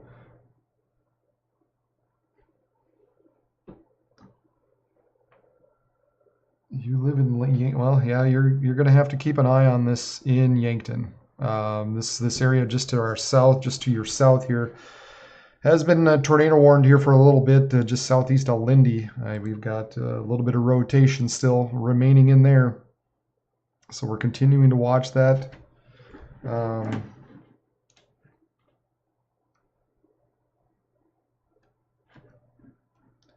going to check around and see if there's been anything.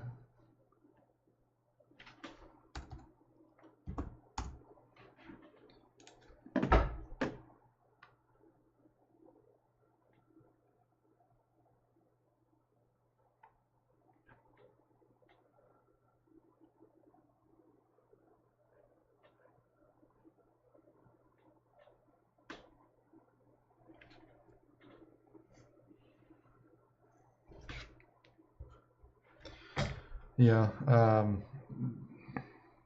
don't know how many for. I don't know what there is for storm chasers on that particular one. Looks like there's a fair amount, but the problem is it's going to be very embedded into all this rain in here. That's, like I said just a little bit ago, that's the problem with a lot of these is, they're buried in the heavy rain. You're going to be, dealing with some rains, maybe some winds, and then, the next thing you know, you've got maybe a tornado going overhead. So, just as this storm continues to move to the northeast here, just take cover, be in the lower part of your building, be in the inner part of your building, make it a good building, make sure it's not an outbuilding. Especially I don't know if there's any campgrounds around there or not. That's always something I think about quite a bit, just growing up. That was always a concern. We had a few run-ins when it came to that kind of thing. Yeah, of course.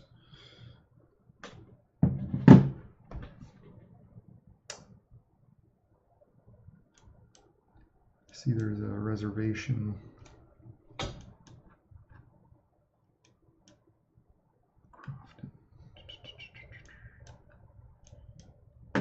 West of Crofton.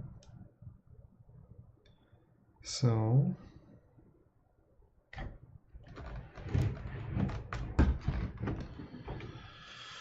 this would be coming up to the Missouri River, obviously, at this point. At this point, it would look like it'd be moving just west of Yankton if it continues on its current path. But I would just play it safe for those in Yankton. Yeah, and here, yep, not surprised. A little bit of a Boeing segment in through here.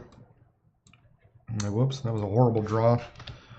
And some rotation showing up with that one.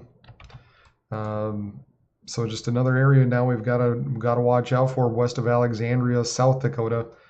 This segment's really has picked up some speed here. So as it crosses I-90 into Mitchell and Salem, Madison, Howard, coming up to Brookings as well.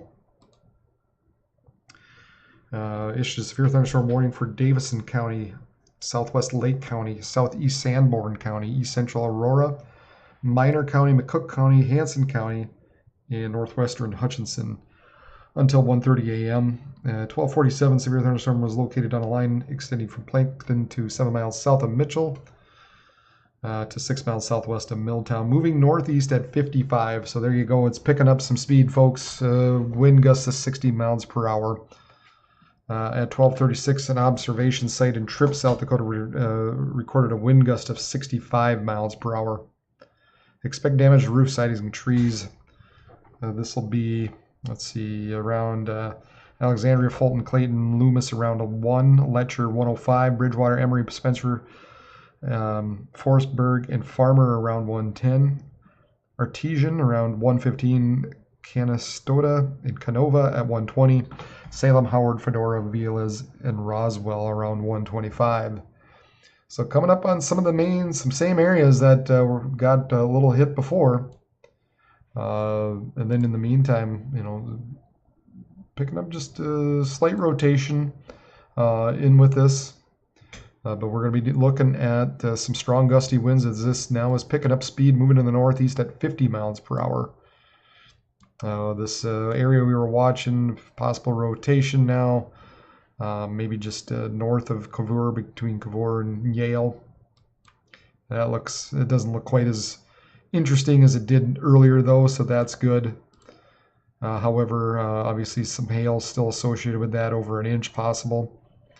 So the hail isn't giving up, and you might still have some strong gustier winds in there of 50 to 60 miles per hour. Still with these storms down there just around that Huron area. And then you've got Clear Lake. Let's see here.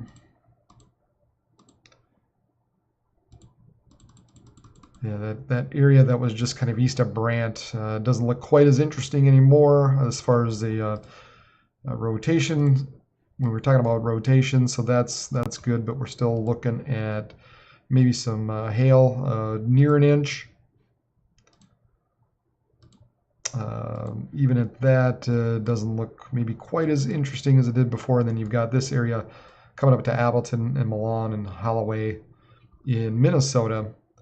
Again, just look like the main threat there is probably the hail. $half size hail possible.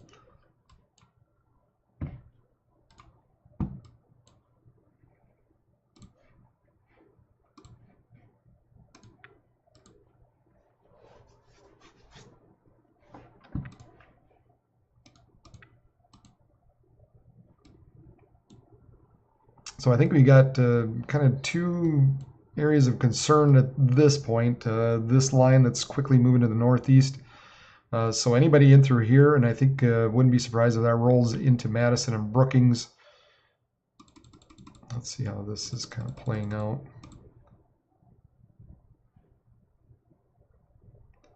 And, you know, portions of Sioux Falls. I mean, Sioux Falls, it's coming up on you now shortly.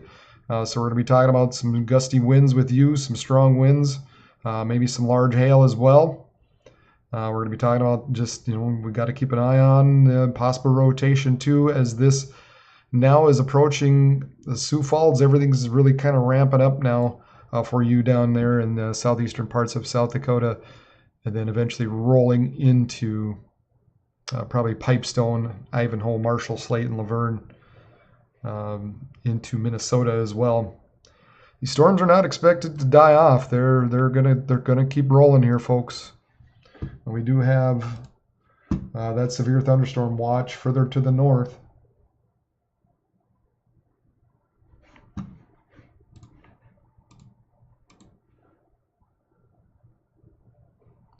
Right into Minnesota, so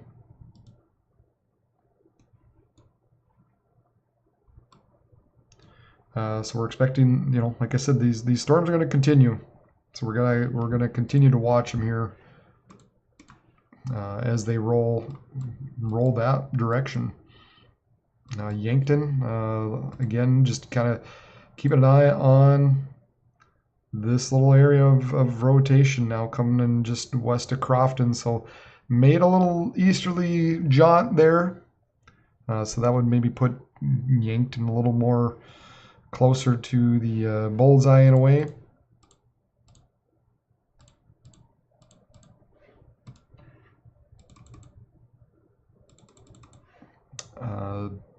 So coming up on Crofton, Menominee, Yankton. We'll see if they continue on with this tornado warning as this area of rotation continues to move to the northeast at about 40 miles per hour. Oh, geez. I gotta switch the stupid radar. My apologies when I do that. Wait. The tornado, man, I'm just kidding. Mitchell. It's you're good now. I mean, you're through the worst of it in Mitchell. Sorry, Mr. Twigs. I just saw your little message down there. I'd be curious what you got though. If the winds were strong or if you got some hail. I'm gonna guess you probably got some hail and some stronger wind gusts out of this as it rolled through Mitchell.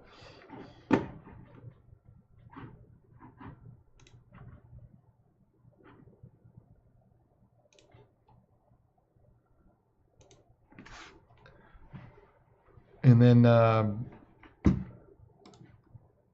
that's it. That's it for you and Mitchell for the night. You might as well go to bed if you're all good now. If you're all good in Mitchell, you might as well go to bed because it's through you now. Go to bed while it's raining and you have that thunder just kind of rolling in the background and the rain. That's a good time to hit the sack. But to the northeast, we'll have to keep an eye on areas as it rolls through Artesian, Howard, Canova, and then up towards that Brookings area. Decimet, maybe not completely out of the woods with these. Crazy. So I'm just, if you're watching on Facebook, I'm getting some comments on YouTube. If you're watching on YouTube, every once in a while I'll get one on Facebook. Mr. Twigs out of Mitchell said it rained in windy crazy. Stuff was flying around. It still seemed really wicked. No, it will not be worse. You're good.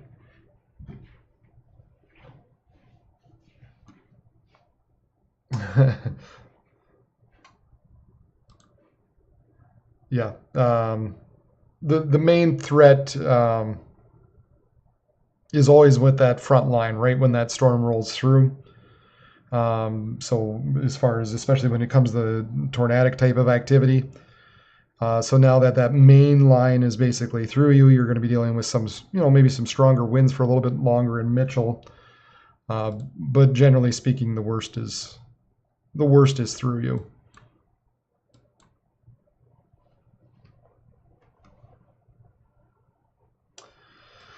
What time I'll be hitting Brookings? That's a good question. Hold on one second.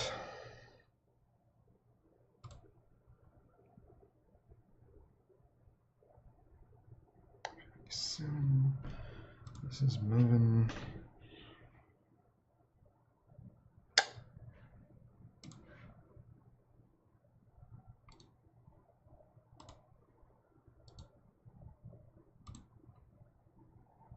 So Brookings, you got about an hour before this this next batch moves through you.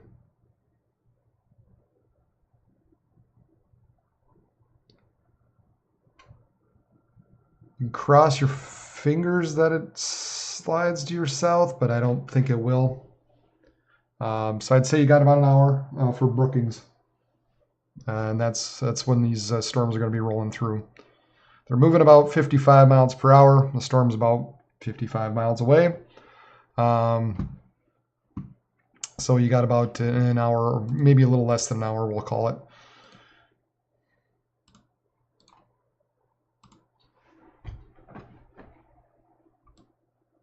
All right, yep, they did reissue. So they put out a new tornado warning now, including that Yankton, Mission Hill, Utica area.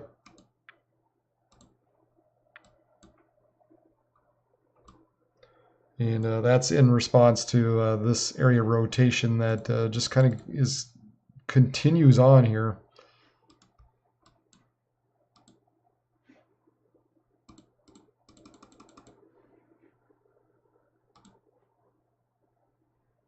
So for South Dakota, regarding that warning area, at 1:01 a.m., a severe thunderstorm capable of producing a tornado was located near Lewis and Clark State Recreation Area, moving northeast at 45 miles per hour. Tornado and golf ball size hail is possible. This is a radar indicated rotation.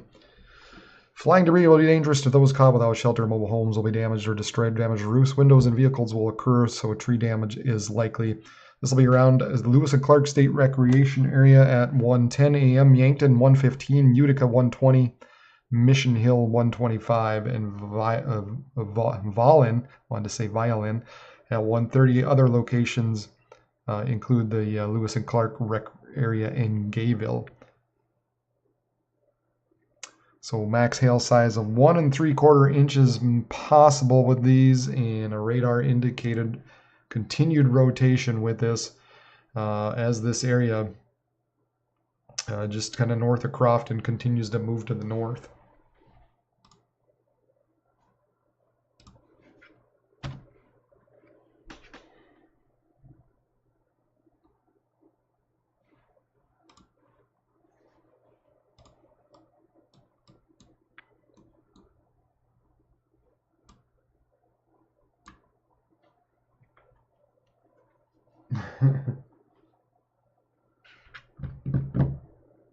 Nope, not a friendly heading. Yeah, so it's got another round heading towards Brookings. So, and then the storm down in we got to keep this eye on down in that Yankton, Mission Hill Utica area regarding the rotation that's been going on for quite some time now with this. This area continues to be tornado warned.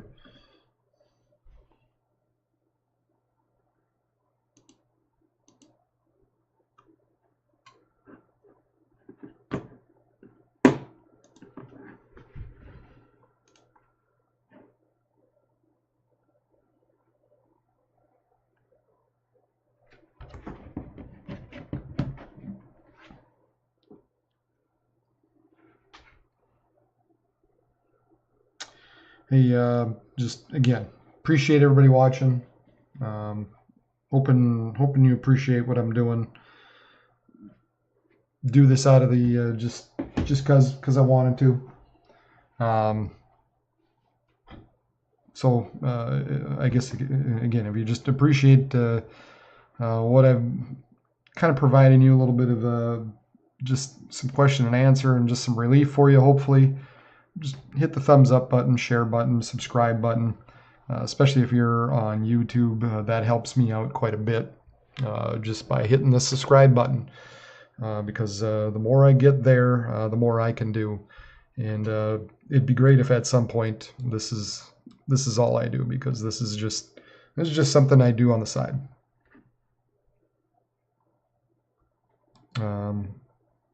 I do have a degree in meteorology. I left meteorology years ago, or a few years ago. Continued to watch it, continued to stay up on it, just because it's always been my passion. And now, thanks to the ever involvement of the internet and stuff like this, where we can live stream it, I guess I've kind of found my way back into it in some respects. So it's kind of neat. I kind of like doing this again. All right, there is a funnel cloud reported there. Ham radio operated a relay a report of a few funnel clouds descending and going back up as it keeps moving forward. This was one southwest of Crofton, right around midnight, so about 8 minutes ago, right around midnight. Or no, sorry, midnight, 1 a.m. This is in Knox County, Nebraska, one southwest of Crofton. So spotters continue to watch this. This area now probably just north of Crofton, as it heads to the northeast at, I believe it's 35 miles per hour.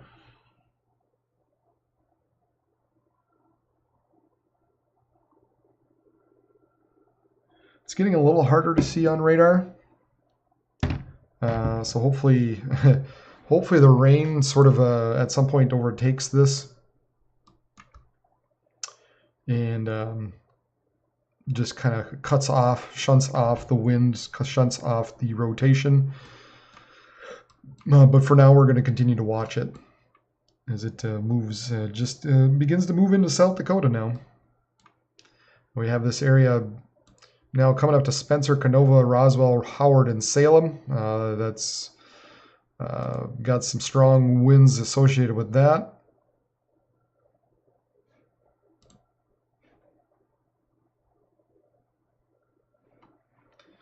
So we got that severe thunderstorm warning. We've got this area just north of Huron, north of Yale. Maybe a little bit of rotation in through there once again now, north of Yale.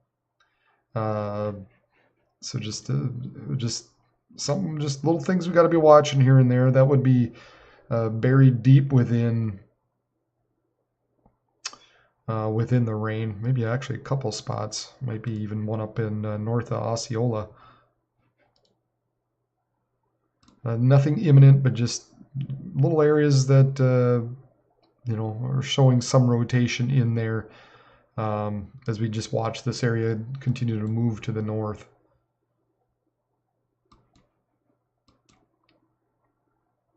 This area now that was kind of watching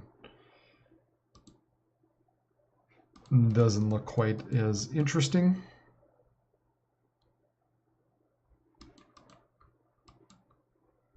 As far as the rotation goes, it just looks yeah, even the hail, best hail right now threat Looks like it's kind of that in between that Appleton, Bellingham, Coral area in Minnesota.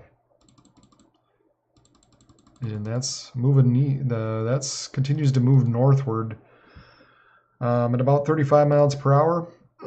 So we'll continue to watch these as these move north into Wheaton and Glenwood and maybe eventually Alexandria and Fergus. And we're going to be watching these areas as they move to the north and east. So Pipestone, Laverne, Rock Rapids, Brookings, Slayton, Worthington, Ivanhoe. Everybody at this point out and through here, we'll have to be watching these storms as they move north and east through the nighttime hours here.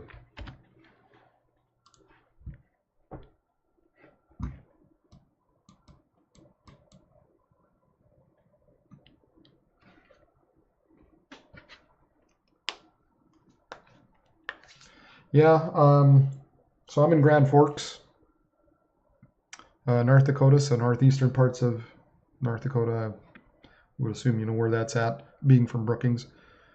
Maybe not, but probably. We get our news out of Fargo. We don't have any news really either. So I understand it. A little bit. The other reason why I do this is because we're flyover country, and there's just a few of you out there, but you're out there. So I appreciate you watching. Let people know about it, and the more that watch, the more I'll do this.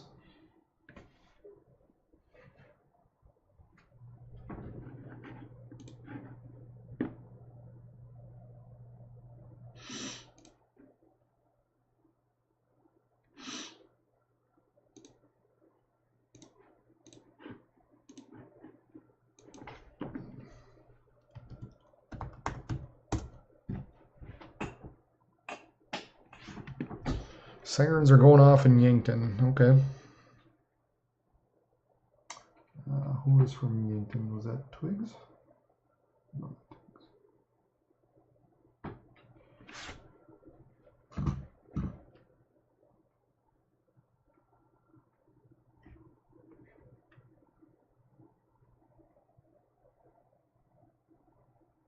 Oh, Tides.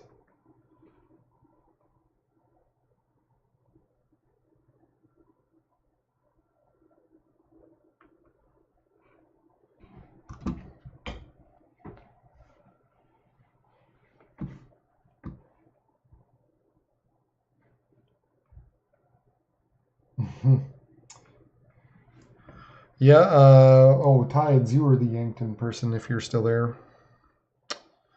Looks like maybe still coming.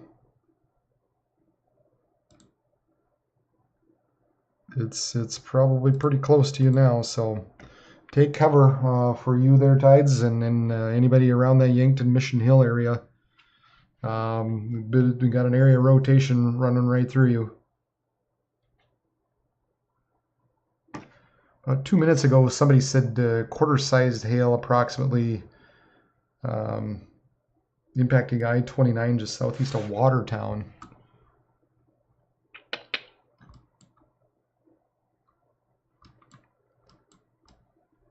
So that is not severe warned, but we will just peek in on that.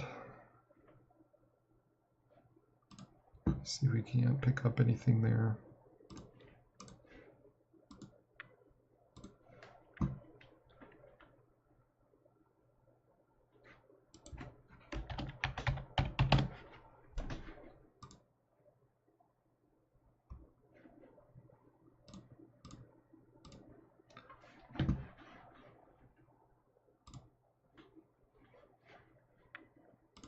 So this was that reported quarter-sized hail just south of Watertown on I-29. Yeah, that looks like that was not fun to drive through. So, man, that's a problem. That's always it's the hard part about traveling, so driving, man. That's the worst when you drive into this stuff. Just the worst. You can't see, or of course, then you're thinking your car's getting wrecked on top of it, and you really don't want it to. Um, so this is Ethan Moriarty, EMORIATYWX. So thanks to him. Go ahead and check out his page. Give him a little like and a retweet and all that.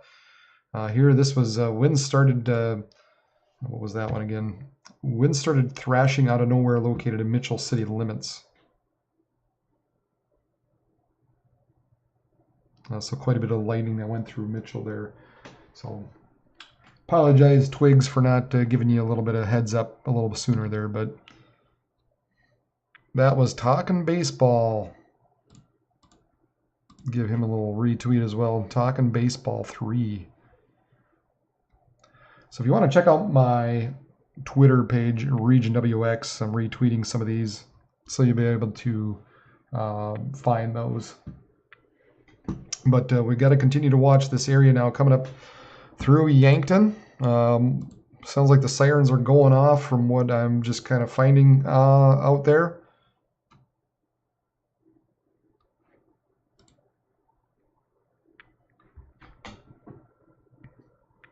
Looks like it's just kind of just west, maybe just west of Yankton to where that best rotational area might be. Oops.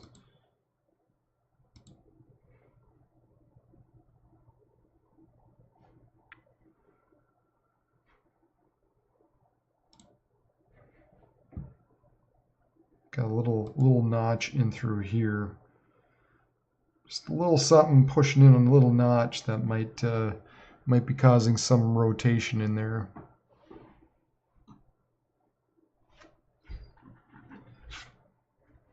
So just you know, they reported a funnel earlier down in Crofton. So as this area continues to move to the north,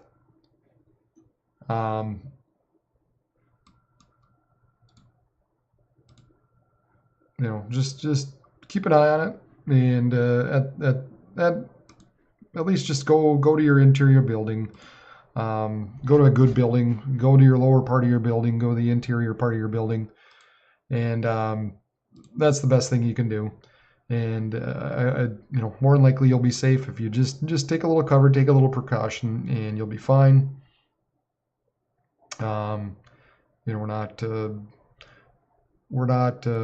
you know, especially if it's a good building, if it's a good house, not an outbuilding. Outbuildings, you just never know. They give away so easy sometimes. And by an outbuilding, I mean like a Quonset or just a simple garage out by itself. But if you're in a good home, apartment building, you know, just get to your lower level and you'll be fine there. But you know, we're watching this area just west of Yankton the way it looks right now.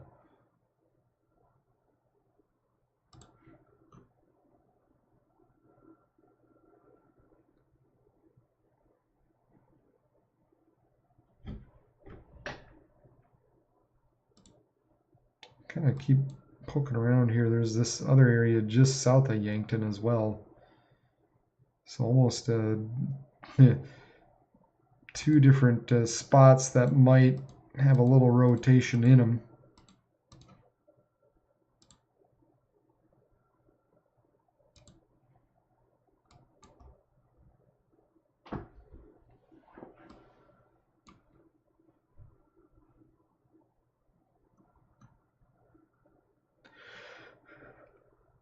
Oh man, I'm tired.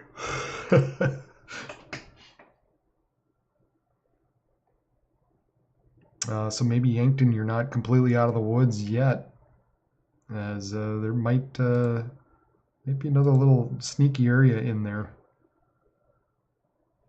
We'll just hold on for a little bit longer. Hold on a little bit longer into Yankton.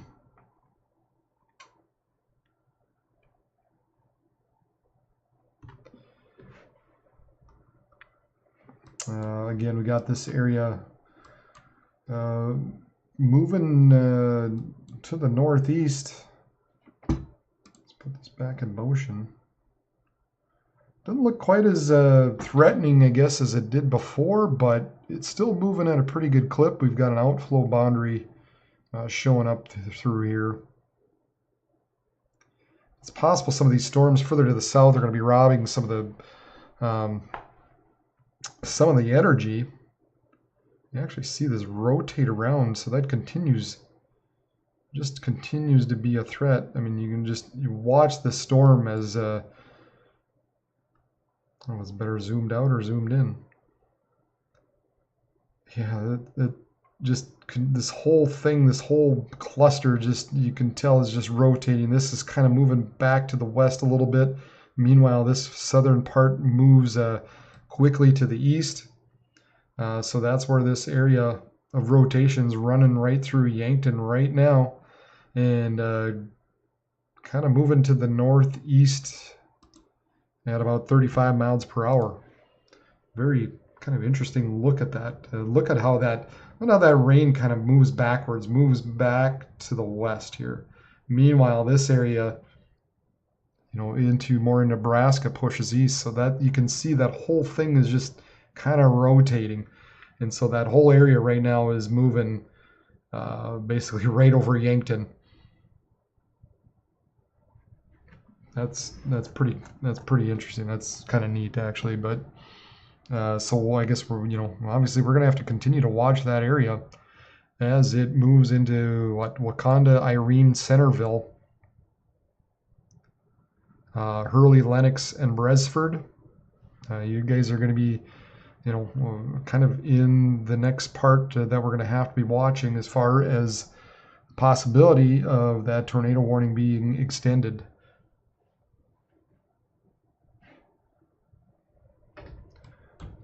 So maybe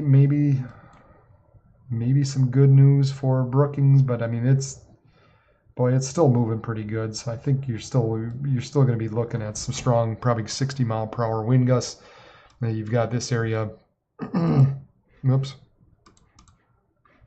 further to the north, cut up to Clark and Henry, dealing with some strong winds, maybe even a little bit of rotation in with that as well. As I'm taking a look at this, you can see how this storm kind of bends back to the south while the eastern part moves a little bit quicker to the north. So you might even have a little bit of rotation in there. Just south of Clark, coming up to Clark and Garden City and Raymond. They're looking at 60 mile per hour wind gusts and quarter size hail with this particular warning coming up to that region, but I think you've got a little bit of rotation just north of Center or Carpenter right now. So those of you in Clark and Raymond and Garden City and Henry, you'll have to keep an eye on this storm. So just make sure you're in your lower part of your building. Make sure it's a good sturdy building.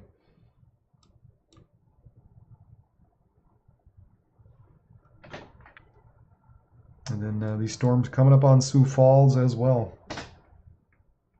Yep, coming up to Sioux Falls, yeah. Well, there's a new warning right now just on the edge of Sioux Falls. $50 size hail. These storms moving to the northeast at 40 miles per hour. Damage to vehicles is expected. This severe thunderstorm will be near Lennox Chancellor around 1:30. Tia 1:45. Sioux Falls right around 2 a.m. So we're expecting that line of storms right now. And it looks like the main threat at this point running into Sioux Falls is going to be obviously not only the heavy rain and lightning, but we've got some pretty $50 size hail, so that's 1.5 inches to maybe 2 inches in diameter of hail heading towards Sioux Falls at this point. So that is the main threat heading that way.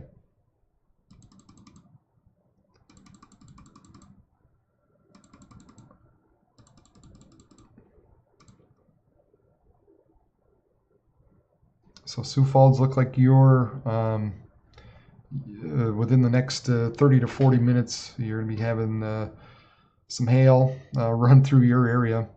I don't know that. Let's see.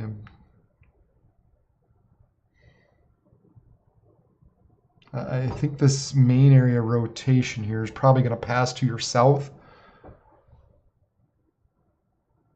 It's going to be close, though. It's going to be close. So you might have a two-parter in a way.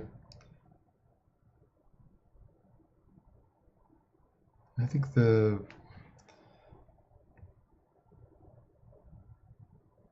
you might get some hail off of this stuff here coming into Sioux Falls. And then you might actually you might get some winds a little bit later, or just within a few minutes after that from the south. So you're kind of getting hit from a couple of different sides in Sioux Falls. You're going to be hit with some hail maybe right away, and then some strong, possibly south to southwesterly winds. And then right now it appears that strongest area rotation will probably pass just south of you, but it's going to be close. Probably coming up to that Canton, Harrisburg, Inwood, Fairview area.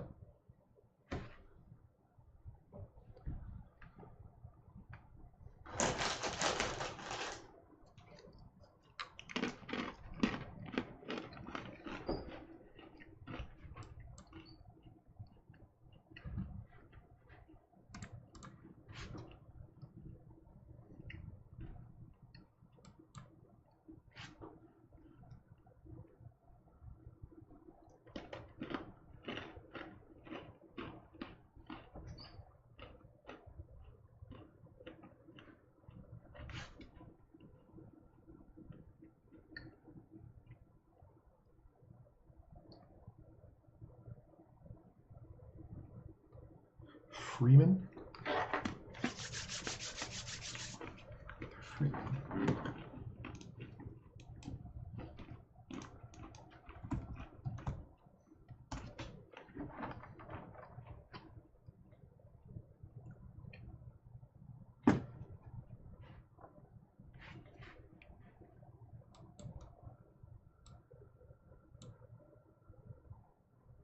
Oh. Freeman, you're kind of in the mix of it right now. So I'd say if it's not bad, go to bed, because it's um, it's about as bad as it's going to get in that Freeman area. This is the worst of it's out now east and north of you at this point.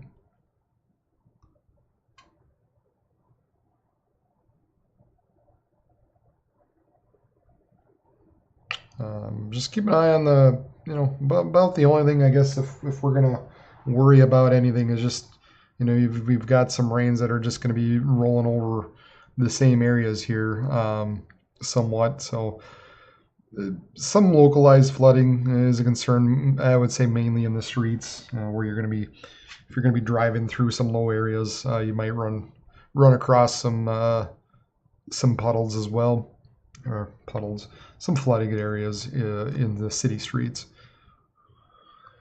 Thankfully, these areas further to the north have decreased some, so that looking like not quite as bad for Alex at Fergus, at least for now.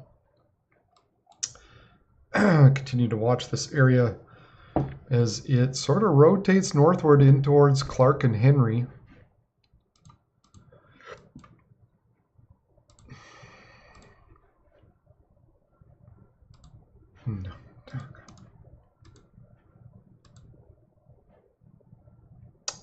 But maybe, yeah, kind of still south of that Clark area, maybe. But generally, just looking at some 1-inch hail and some 60-mile-per-hour wind gusts there. And there's that new warning. Well, they issued that new warning just south of Brookings.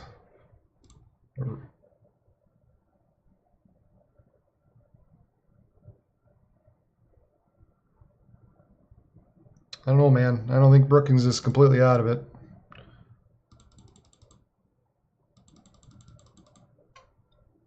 I still think Brookings is going to get some strong gustier winds out of that.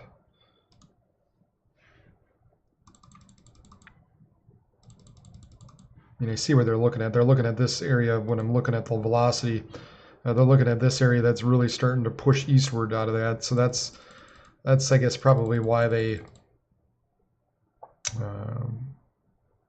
issued the warning the way they did. So that whole area really kind of took a a bit of a right turn in a way. But I still say Brookings isn't completely out of the area, or out of the picture here.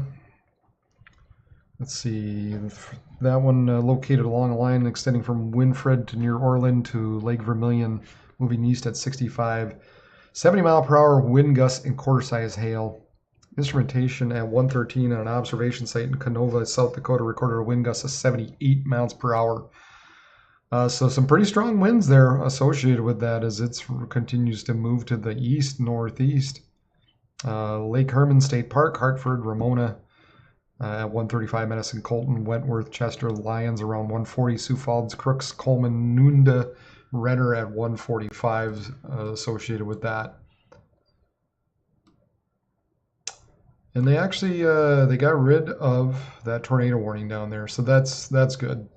And it doesn't yeah, there's not much for it's pretty buried in there. So I think the rain pretty much has taken this over at this point.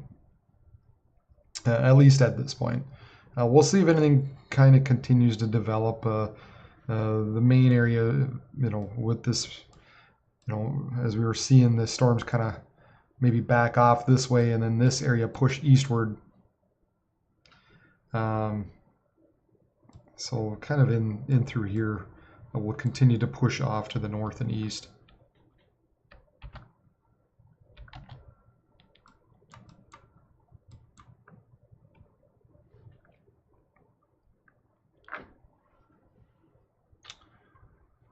But overall, the threats are just, you know, right now, especially associated with the.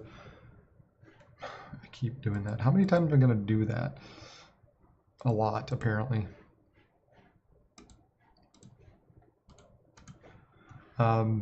With this line here, and looks like it's making a bit of an easterly push at this point. I think at some point you're going to see that kind of take a little bit of a curve back to the left again as we get deeper into the nighttime hours.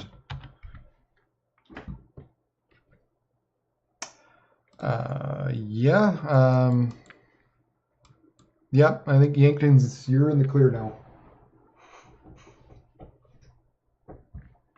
I think Yankton's in the clear, so you're good to go. You're good to go to bed, Tides. But yeah, South Dakota is getting hit from all, or Sioux Falls is getting hit from all sides, from the south, from the north. It's all over the place.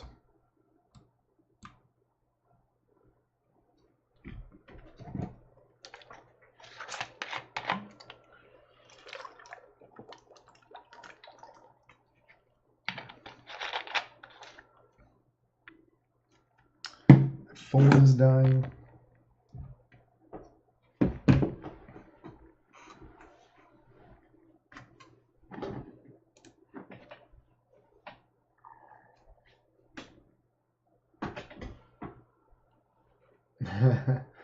All right, Tides. Appreciate you watching.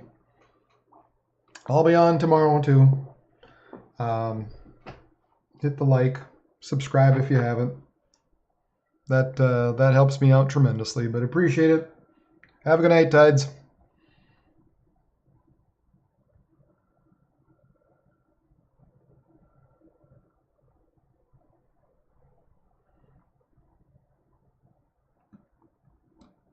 I'm going to sit back and have a little pretzel. Oh, thank you, Christina Robb, for liking the stream. That's awesome. I appreciate it.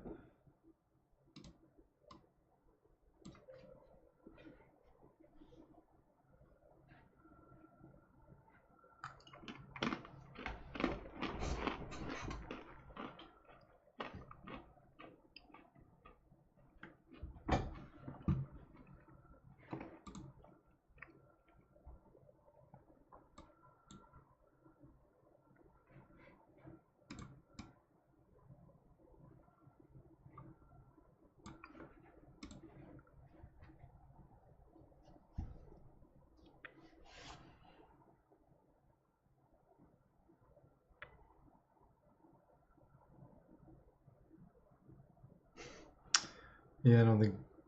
Yeah.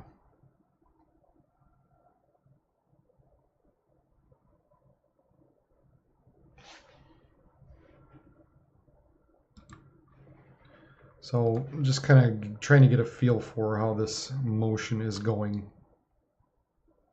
I think you're going to have this area continue to move to the north and east.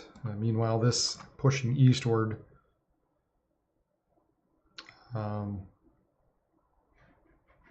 let's see here. Put this back into motion.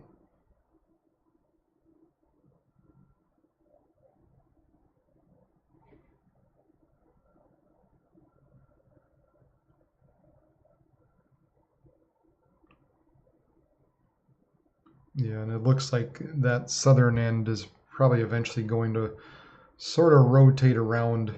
I know the models at some point in the night basically want to develop this like this and push it to the northeast, which would make sense because ultimately we have that 500 millibar jet really increases through the early morning hours.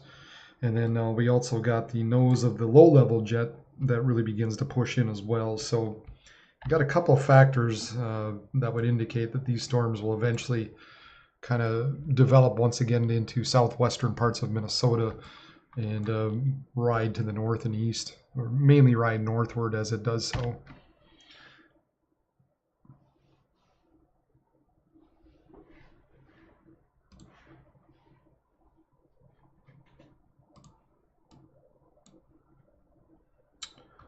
So we'll keep an eye on this. We're going to go probably for another 20 minutes.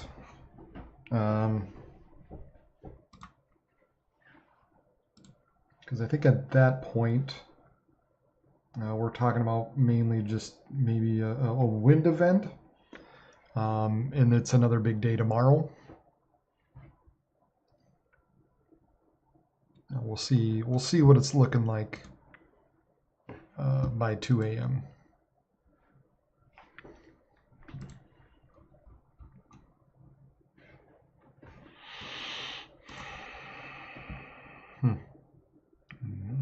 Wow. It's interesting.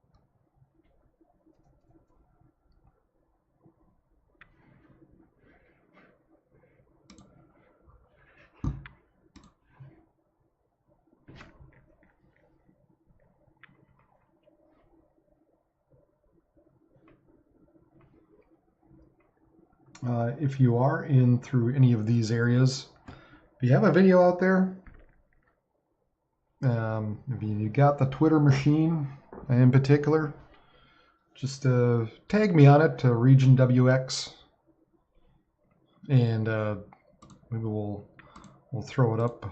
We'll throw it up on the screen here if I see it. Let's see. This is, I don't know where this guy's at. Just says outside his front door. A lot of lightning there.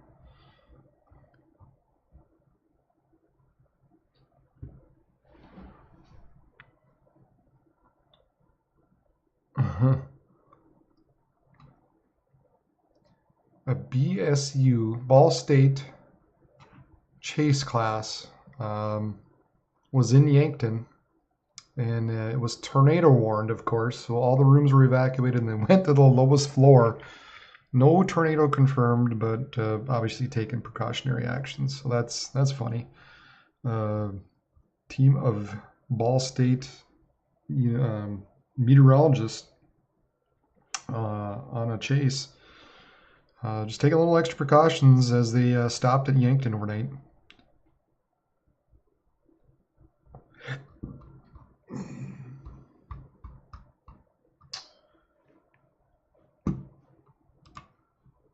No, not quite for Sioux Falls, Anthony. Just give it a little bit yet. We've got that main area going through you right now. In fact, a new severe thunderstorm warning just issued specifically, basically to cover Sioux Falls. Let's stop the motion there.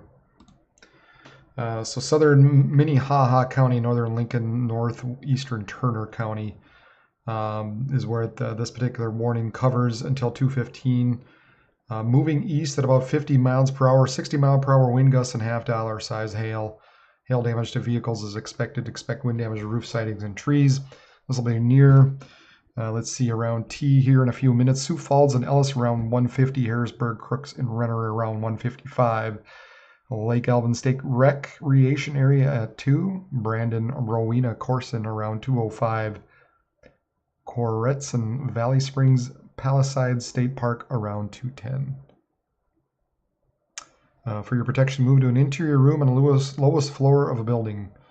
This tornado watch is also in effect for a few more minutes, but main threat with this storm, 1 1/4 inch hail and 60 mile per hour winds.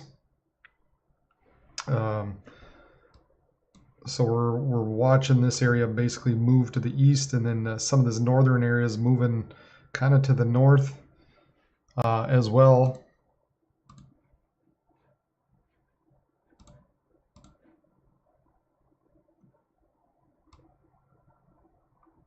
Some strong winds moving into Colton and Del Rapids and Baltic.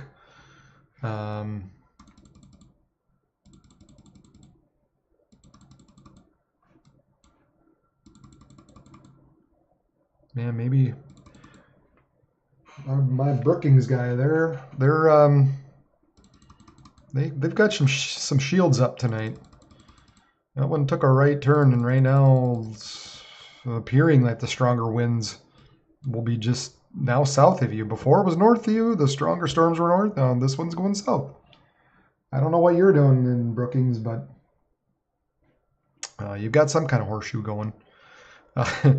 But anyway, we've got this line, this just a mess of severe thunderstorm warnings issued.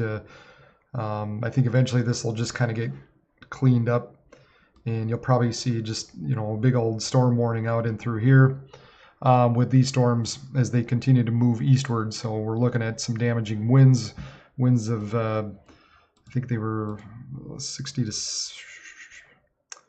gosh. I'm trying to remember if there was any 70 mile per hour wind gusts out there or not. Yep, 60 to 70 mile per hour winds.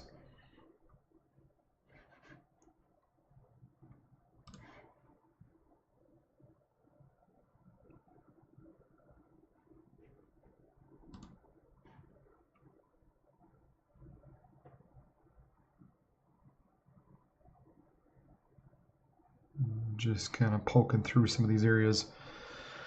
So eventually, Pipestone and Laverne, and then areas into Iowa, you're going to be under the gun for these particular storms.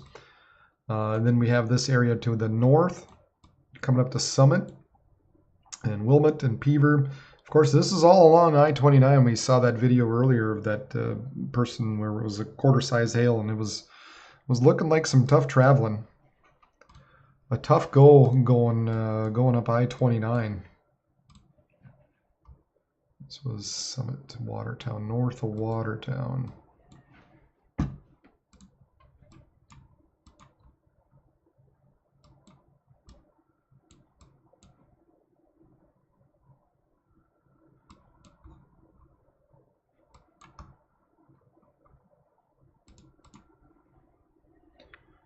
Yeah.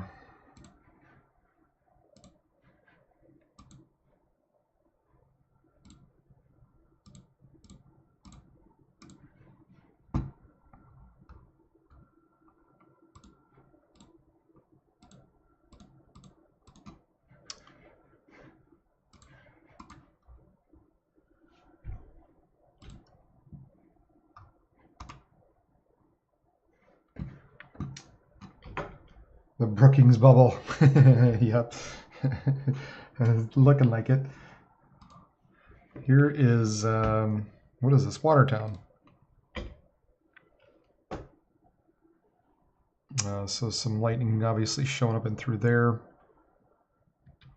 We'll see if we can see what we can find in Sioux Falls at this point, as these storms are now rolling through there.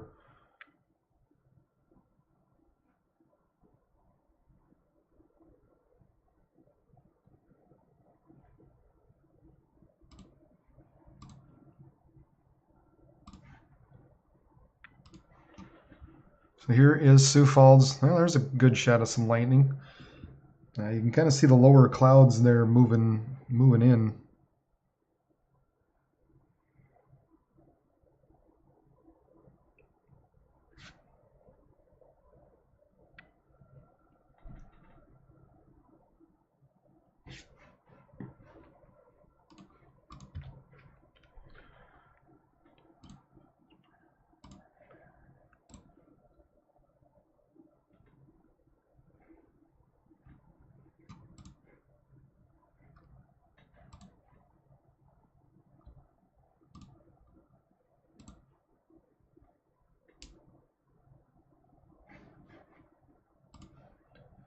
Good shot once again in Sioux Falls. See if we can get a good look.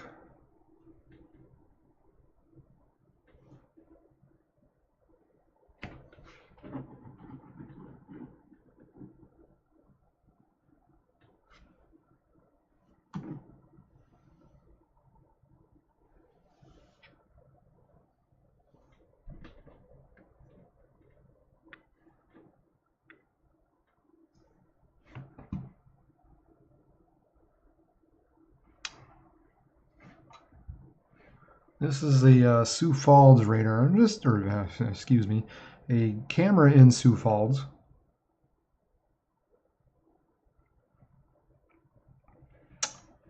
I'm just trying to pick out, see if there's anything interesting showing up there.